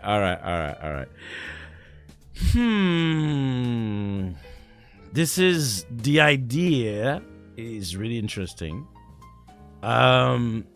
Let's forget that, like, I'm in Japan and you know what? Actually, maybe not. Maybe younger Japanese would enjoy that. Now that I think about it, just maybe at my age, maybe a bit less. But I think like younger Japanese are more and more open. So maybe there's a market for that, even in virtual Japan. Preparing future use. Well, you're gonna need to make another one because you're about to sell this one to me. Yeah. I'll tell my friend Onion to get another made. How much do I give for that? Do you have any particular story that came from this? Yes, I do. So as you can see, along the borders of it, there's a bunch of words etched into it. Right, because you didn't mention any of that. No. Each of the four sides has something etched into it, and each of them is a story. Okay. The simplest one is the one that we can most clearly see closest to the camera. It says Berserkers of Jomsburg. If anyone is a fan of the Joms Vikings, if you were like a Vinland Saga appreciator, you might recognize the Joms Vikings. So the LARP group that I was a part of was called the Berserkers of Jomsburg. On the other side of the board, it says the Barbarians of Johannesburg, because someone once mispronounced our group name so poorly, they said that we were the Barbarians of Johannesburg. Which is so funny, it's stuck, and we would joke about it. Be like, "Is this the Berserkers of Jomsburg camp?" We're like, "No, we're the Barbarians of Johannesburg. The Berserkers of Jomsburg are down the road." On the other side, it says it's not even 8 yet because after going to a camp out one year, it was a relatively fair weather night, and then when we woke up, I kid you not, Janken, there was 4 inches of snow on the ground. And so we completely agreed as we one at a time woke up and said, "What the heck?" We agreed that we were not going to go fight that day. We were just going to sit around the campfire and drink. And one of our group mates zipped open their tent, saw us all drinking and cajoling and cheering way too loud in the morning. And she goes, "It's not even 8 a.m. yet." And we're all like drinking wine and setting a fire because there's no fighting, so you gotta. Yeah, so we're just gonna drink instead. So it's not even 8 yet kind of stuck as a meme of our social group. That's good. That's good. But just so you know, I'm not really impressed by snow, being a Canadian Right. Quebec person myself. But depending on where you are, get in the states, that could be. Well, it's not that 4 inches is a lot of snow. I agree with you about that. What is surprising to me was that the weather was so fair when we went to bed. Yes. And That was what impressed me. Okay. Yes. Yeah. Sometimes snow just hits you like that. It I just get shows it. I up. get it. Okay. Listen up. I like the idea a lot.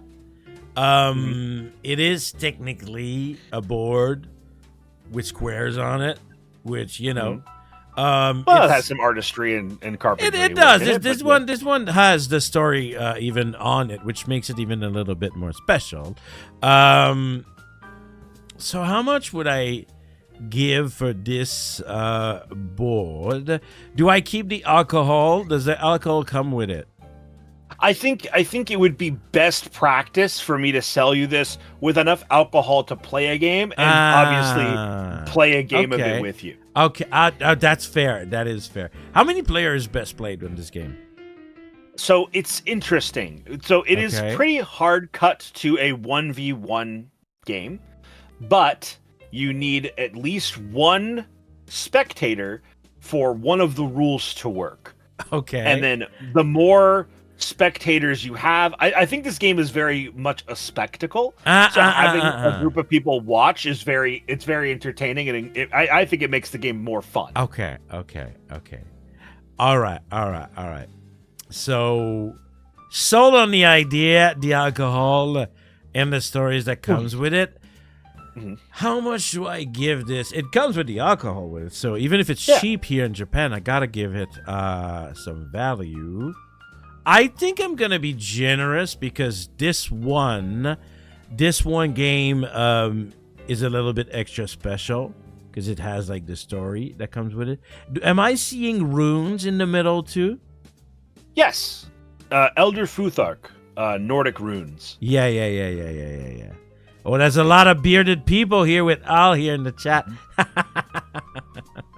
All right. So I think I am ready to give value with this, and probably higher than what you're probably ready to get, but it comes with the alcohol and the nice time opportunity. I'm gonna give it 100.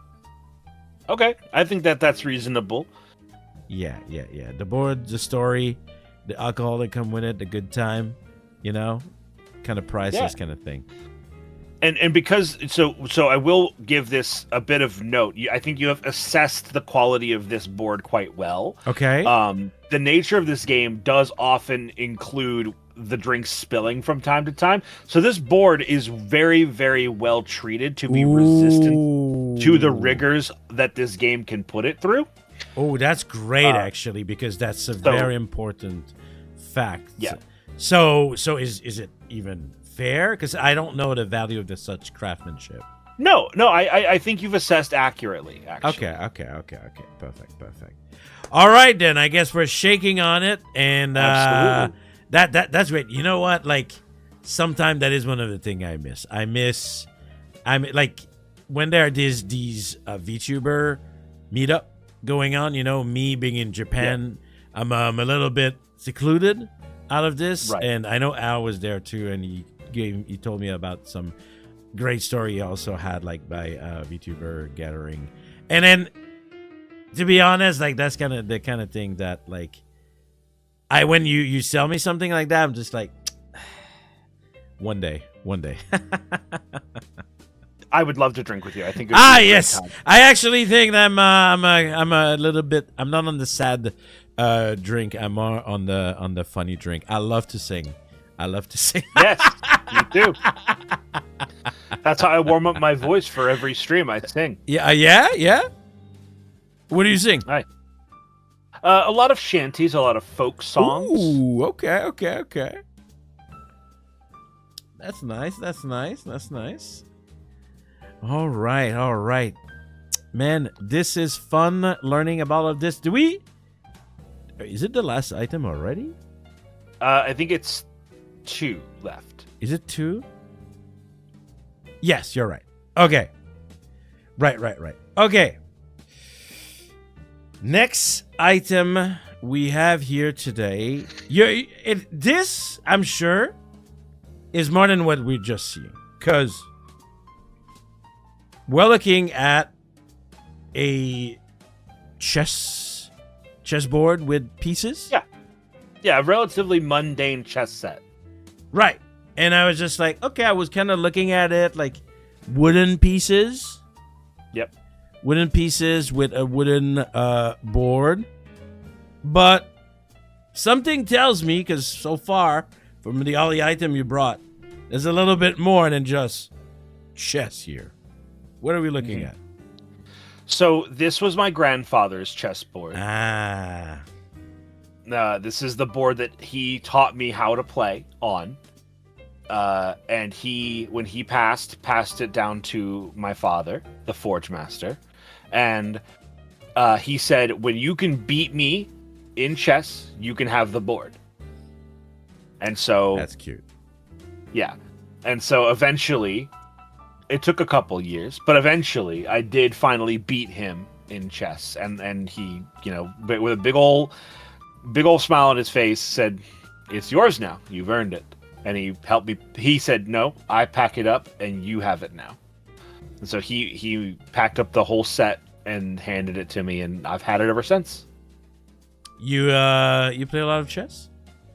I wouldn't say that I'm like any kind of specialty at chess. I'm nothing incredible, but I think I'm a decent chess player. I would say if I matched up against a bunch of random people in like a national park or a city park, I think I'd do all right. Okay, but I wouldn't clean house or anything. Right. You wouldn't. You've ever tried to rank on like online website? Not in any serious way. No? Not in any serious way. Like I would say every couple of years, I go and I play a handful of games, and sometimes I do pretty well, sometimes I don't do very well. I think it's more of like a who I get matched up with kind of thing. So I couldn't tell you like where my MMR or ELO or whatever right. is. Okay. You have ever streamed chess? No, not really. No, Okay. It's really a thing that might be something I keep in my pocket for the future, but no, I have not. Okay. Interesting.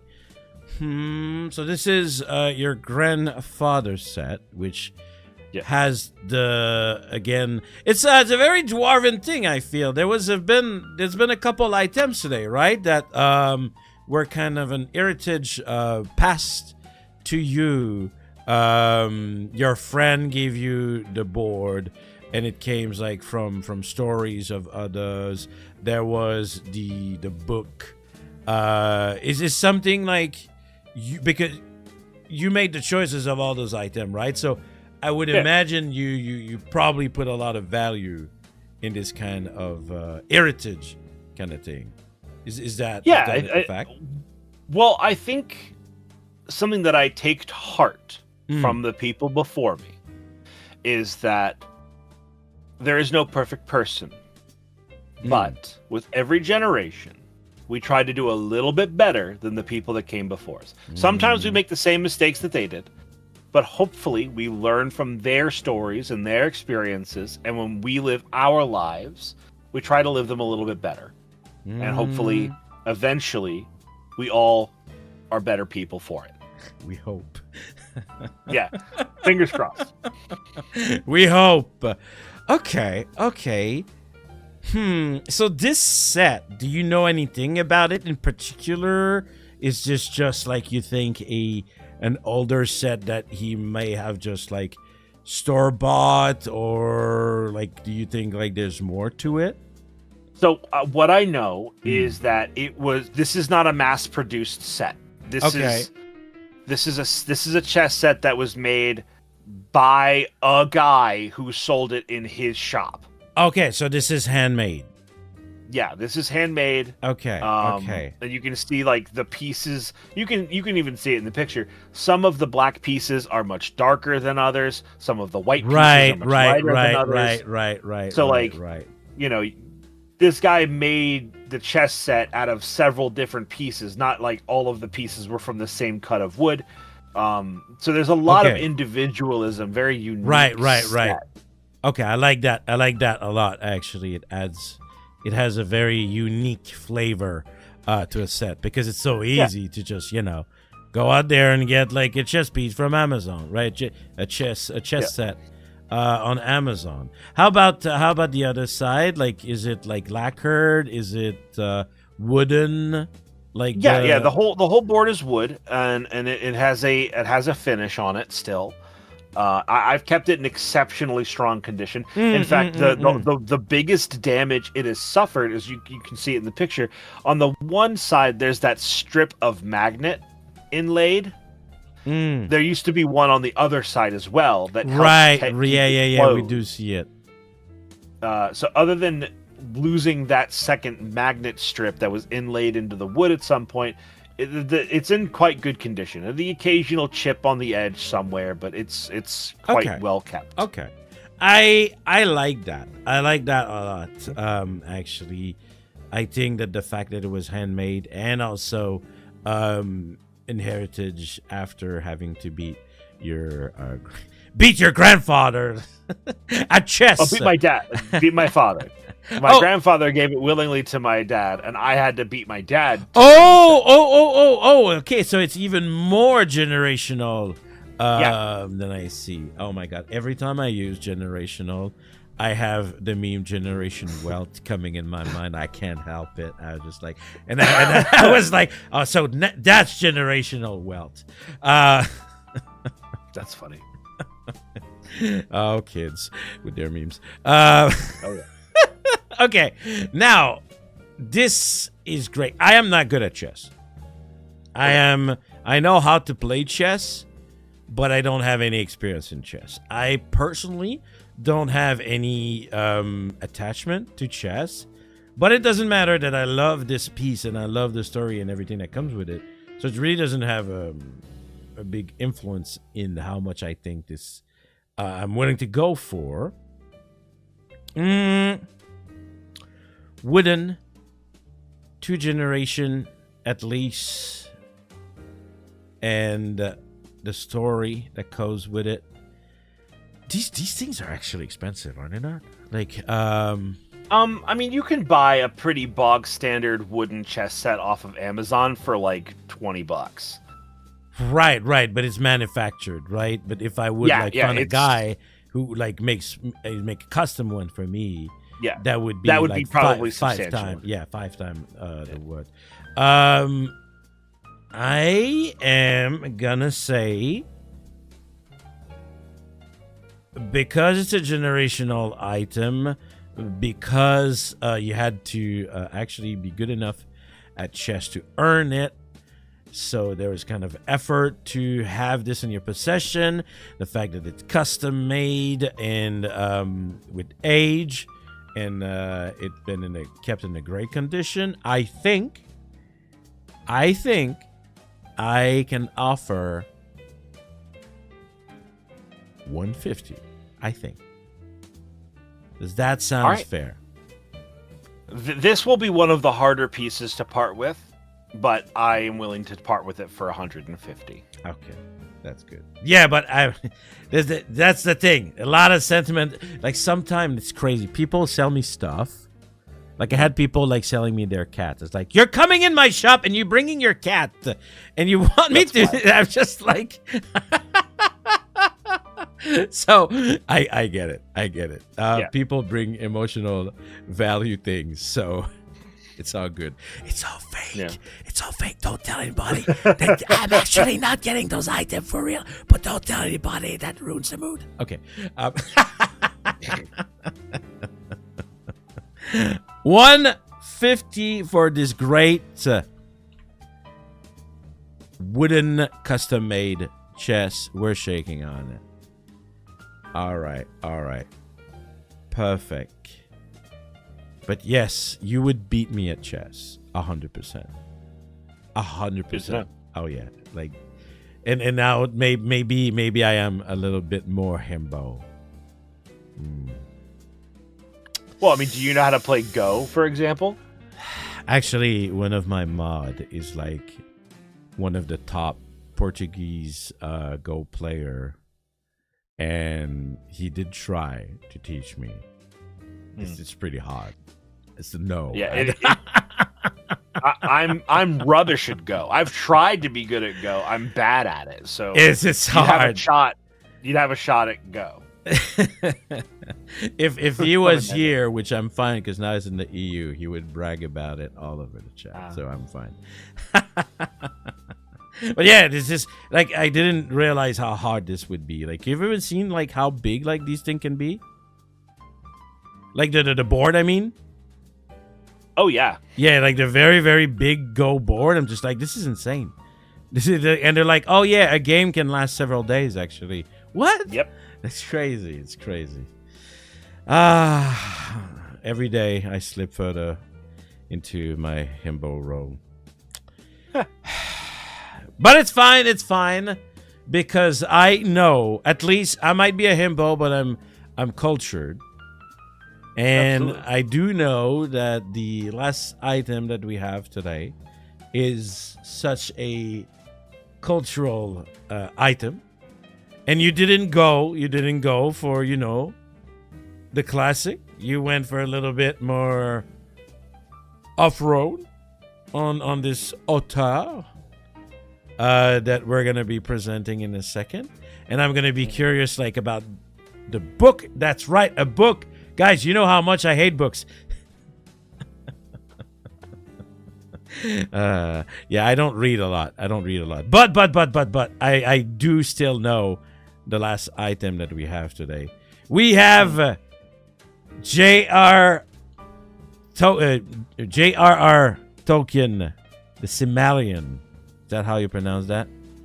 Silmarillion, but yes. Silmarillion. Okay. So, why this one in particular, Horatius? So this is my backup copy of the Silmarillion. Okay. I would not sell you my personal copy of the Silmarillion. Okay, that's very important here. Yes.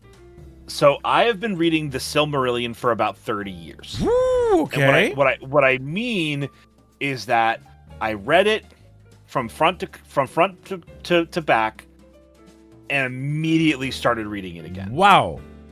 So I have probably read through the entirety of the Silmarillion about 8 or 9 times. And every time I finish it, I go right back to the beginning and I start reading it again next time I have the chance to read. There has to be more into the reasoning of why this is happening. Well, so for those who maybe are a little unfamiliar, as you pointed out, this is one of J.R.R. Tolkien's more esoteric works. Tolkien is most commonly known for his Lord of the Rings trilogy, or maybe The Hobbit. But the Silmarillion is almost a textbook for the setting that he made of Middle-earth. Yeah. It's like a historical textbook about things that happened before what happens in the Lord of the Rings.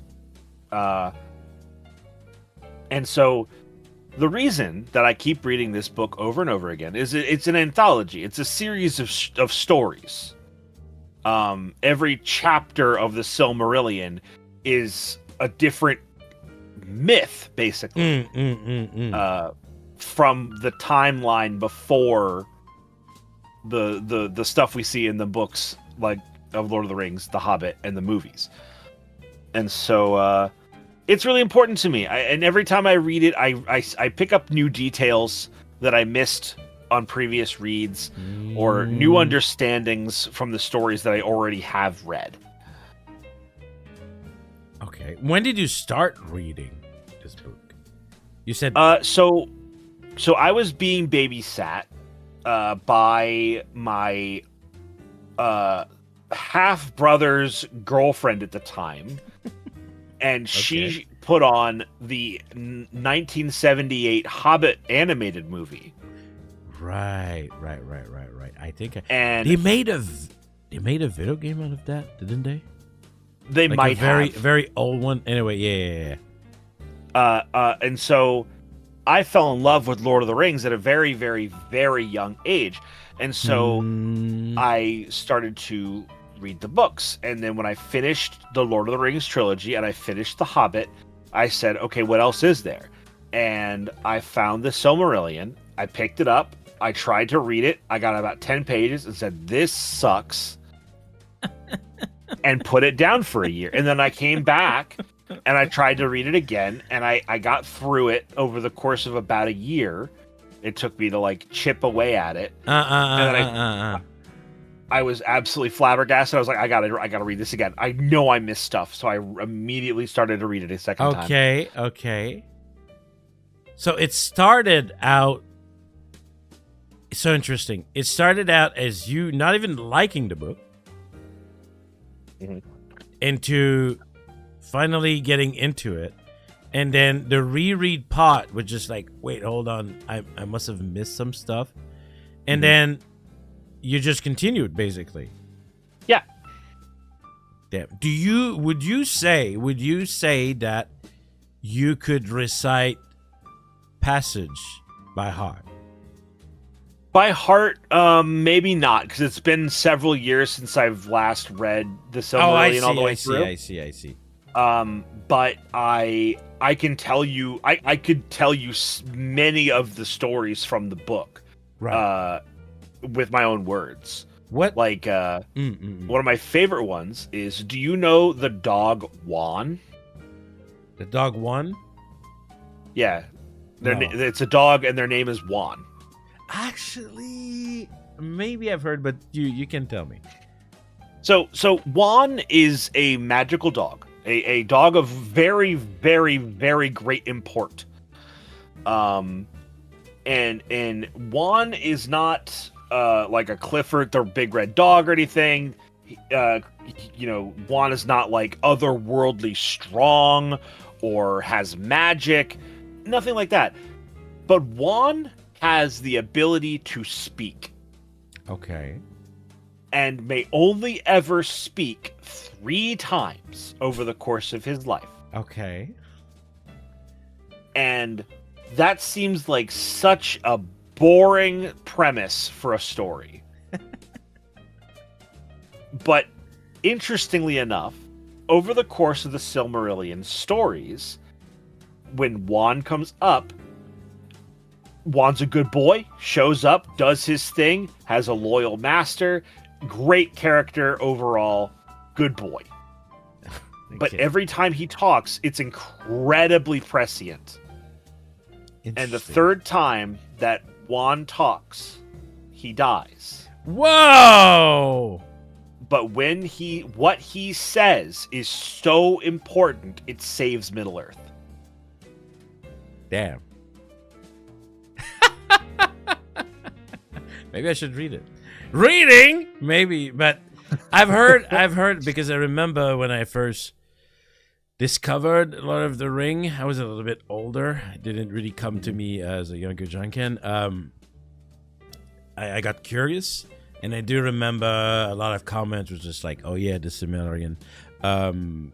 It has a lot of important story that actually tie together some stuff that don't seem to make sense. Unless you have read that book. So this is how I do know about that book. I tried to read The Lord of the Ring. I actually, even me, the non book reading lover, I couldn't get into it at all. Yeah. If anybody ever tells me that they couldn't read Tolkien, I go, I get it. I was just like, where's the story? I've been investing so many pages. Where's the story? They're still like in the fucking Shire, in the fucking field. And it's just like, come on, let's have something happening. Stop describing me like how the feeling of the herb is. Like, just move on. Like, let's get to the story. You're absolutely right. Is it the same style of writing? In the Silmarillion? Yeah. It's debatably drier. Dang. I would definitely say that more happens in the Silmarillion. Okay. But there are sections of the Silmarillion that I almost skip when I read Ooh, it. wow. Because they're informational rather than a story. It's like I said, you're literally opening like a history textbook in some parts of it. All right. This copy is a second copy you own. This copy has definitely seen some usage, right? Oh yeah, visibly. I got it from a secondhand bookstore that doesn't exist anymore. In the town that I grew up in before I moved out of it. This is like a pocket-sized book. Like you can put this in a jacket pocket and bring it with you. I actually had my backup copy. A very similar looking version of The Lord of the Ring, but it was gray instead of being like kind of bronze like this one. Might be the same kind of publisher or something like that. Yeah. Okay.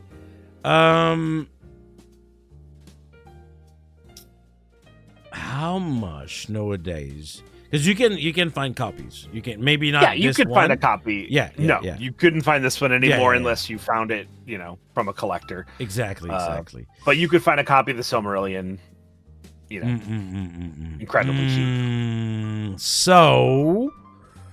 So the fact that this one is a little bit rarer, it is. Would you say this one you had just like as a backup? Like if you read the book, would you read this one or you would read the OG that you own? So that depends. If I'm like at home, I'll use my regular fancier tome-sized book. But this is like if I know I'm gonna, for example, if I'm gonna get on a train. I'm gonna be riding a train for a couple hours. I'm gonna take this copy with me because it'll travel better. Wait. So hold on. So you're bringing me? Why do you bring me like the lesser cool version though? Like why not just like? Because with all due respect, I do not doubt that you have quite deep pockets. I do not think you could afford my personal copy. Because of principle, not because of actual value. No, I'm not saying that the book is made out of ivory or anything like that. Yeah. But no. Made out of gold, like golden pages. Right. No. It's not like that. That would be a wizard's tome at that point. No, but to me, there is no value. Okay. So, wow, because you brought some other things that like I thought like had no value, but this is really important to you then. Okay. Oh yeah. For the value it has to you, and the fact that we technically can't find this one, the fact that maybe it's not an easy book. I'm give me two. I'm actually curious if I can literally go and say, I want to buy the How do you even pronounce? Simari. There we go. If I just like want to buy it straight up right now. Yeah. Holy fucking shit. In the hardcover, it's not very it's not cheap. No. It's no. not Some cheap. of the like cheap. the fancier versions are rather pricey, but like a simple little dinky paperback version similar to like a modern interpretation of what I have here is only $12. Right. Back then, because this one I can get. So okay. Let's say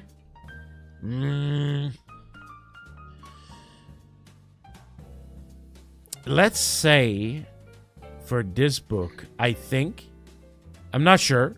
You tell me if this is fair or not. 50? Yes, I think that's reasonable. Okay. Because I was like, you can't find it anymore, but it's not a hardcover.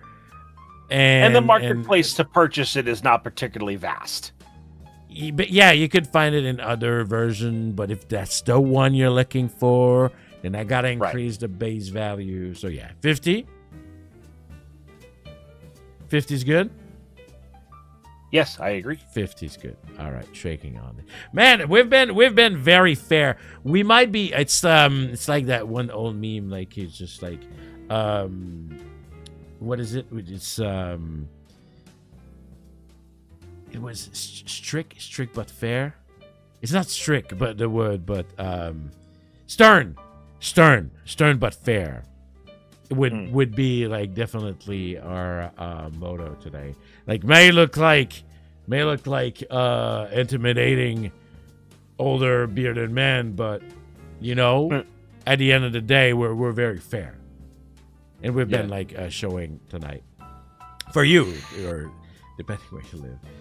All right. Well, you know what, Horatius, it's time to check how much you made. By the way, I've been pronouncing with my French accent all day some wood, and I'm realizing, is it actually the proper way when I call you Horatius? Yeah. No, you're pronouncing my name okay. correctly. My name is Horatius Silverstone.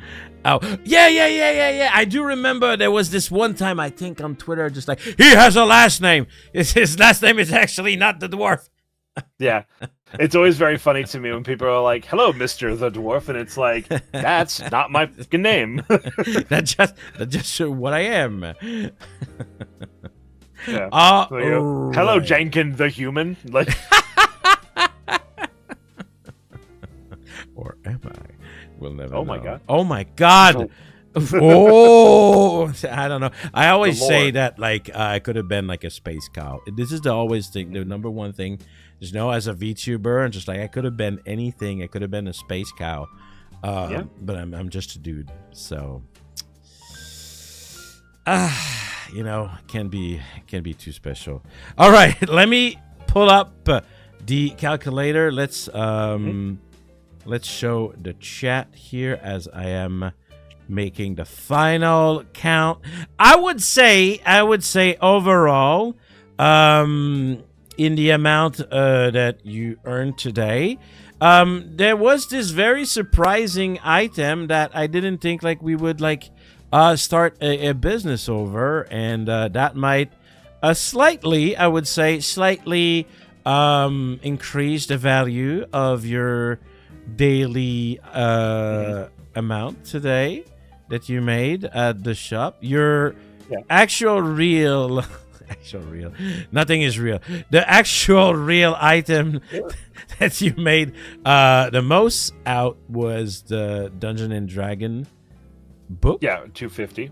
And then after that it was the frog. Surprisingly, I was not ready to if I would have bet on the item when I saw them, I wouldn't have said the frog.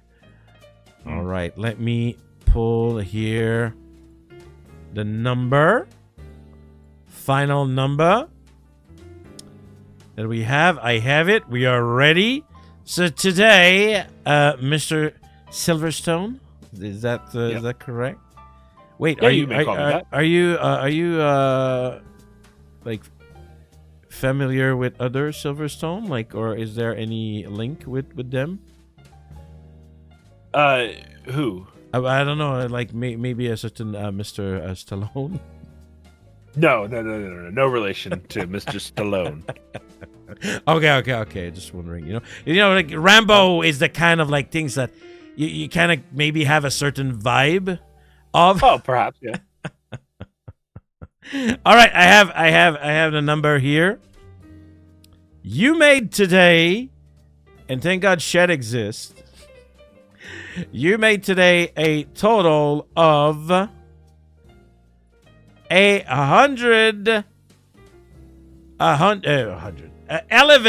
can't number, man. It's hard.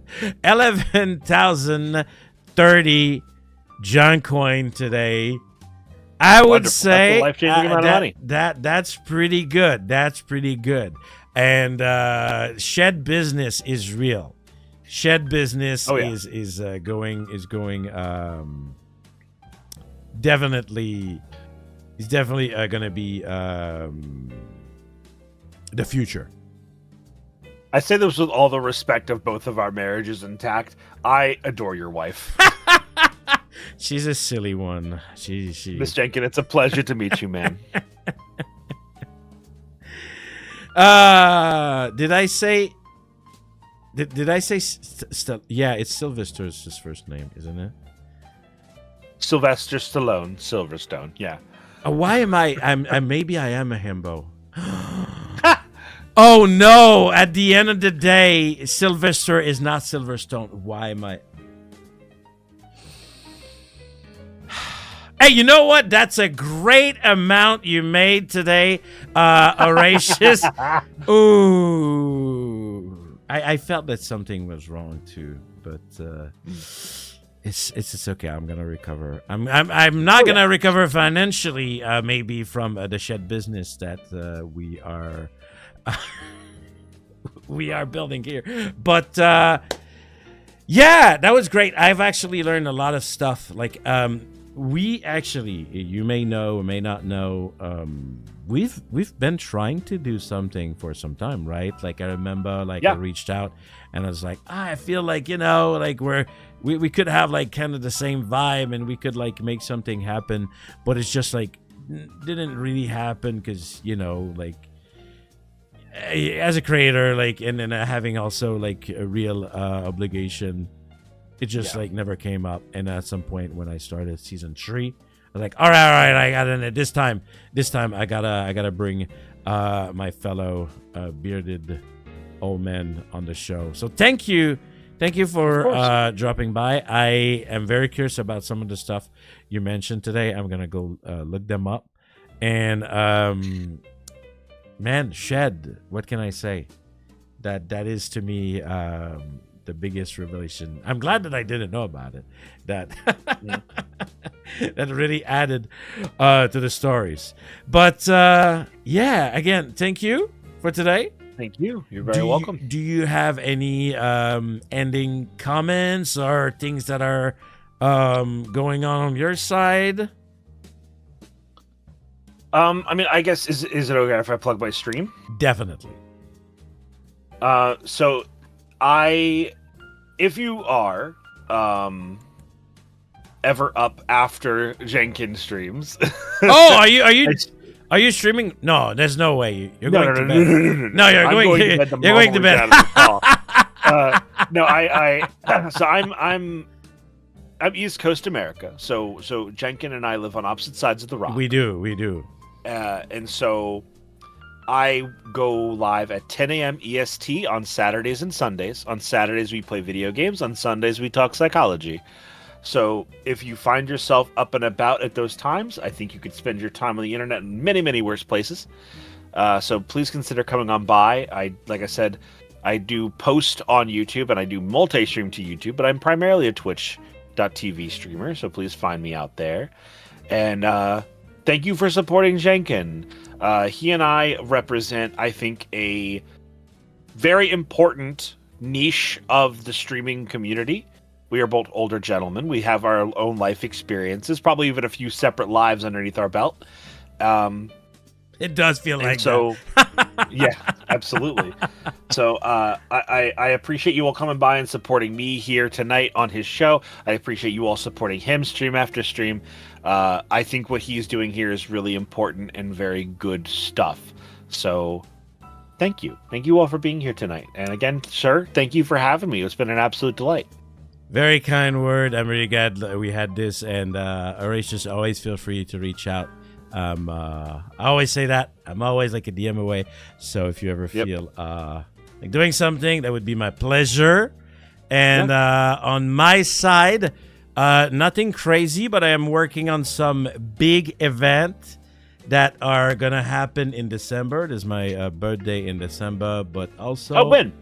So the 22nd. Oh boy, yeah, like I almost forgot my own birthday. I'm the December 14th. Oh, no way! Yeah, December 14th is my birthday. Dang, we're like almost at the same day. That's kind of crazy. Christmas baby, as they call us. Yes. Yes. I told my parents. No.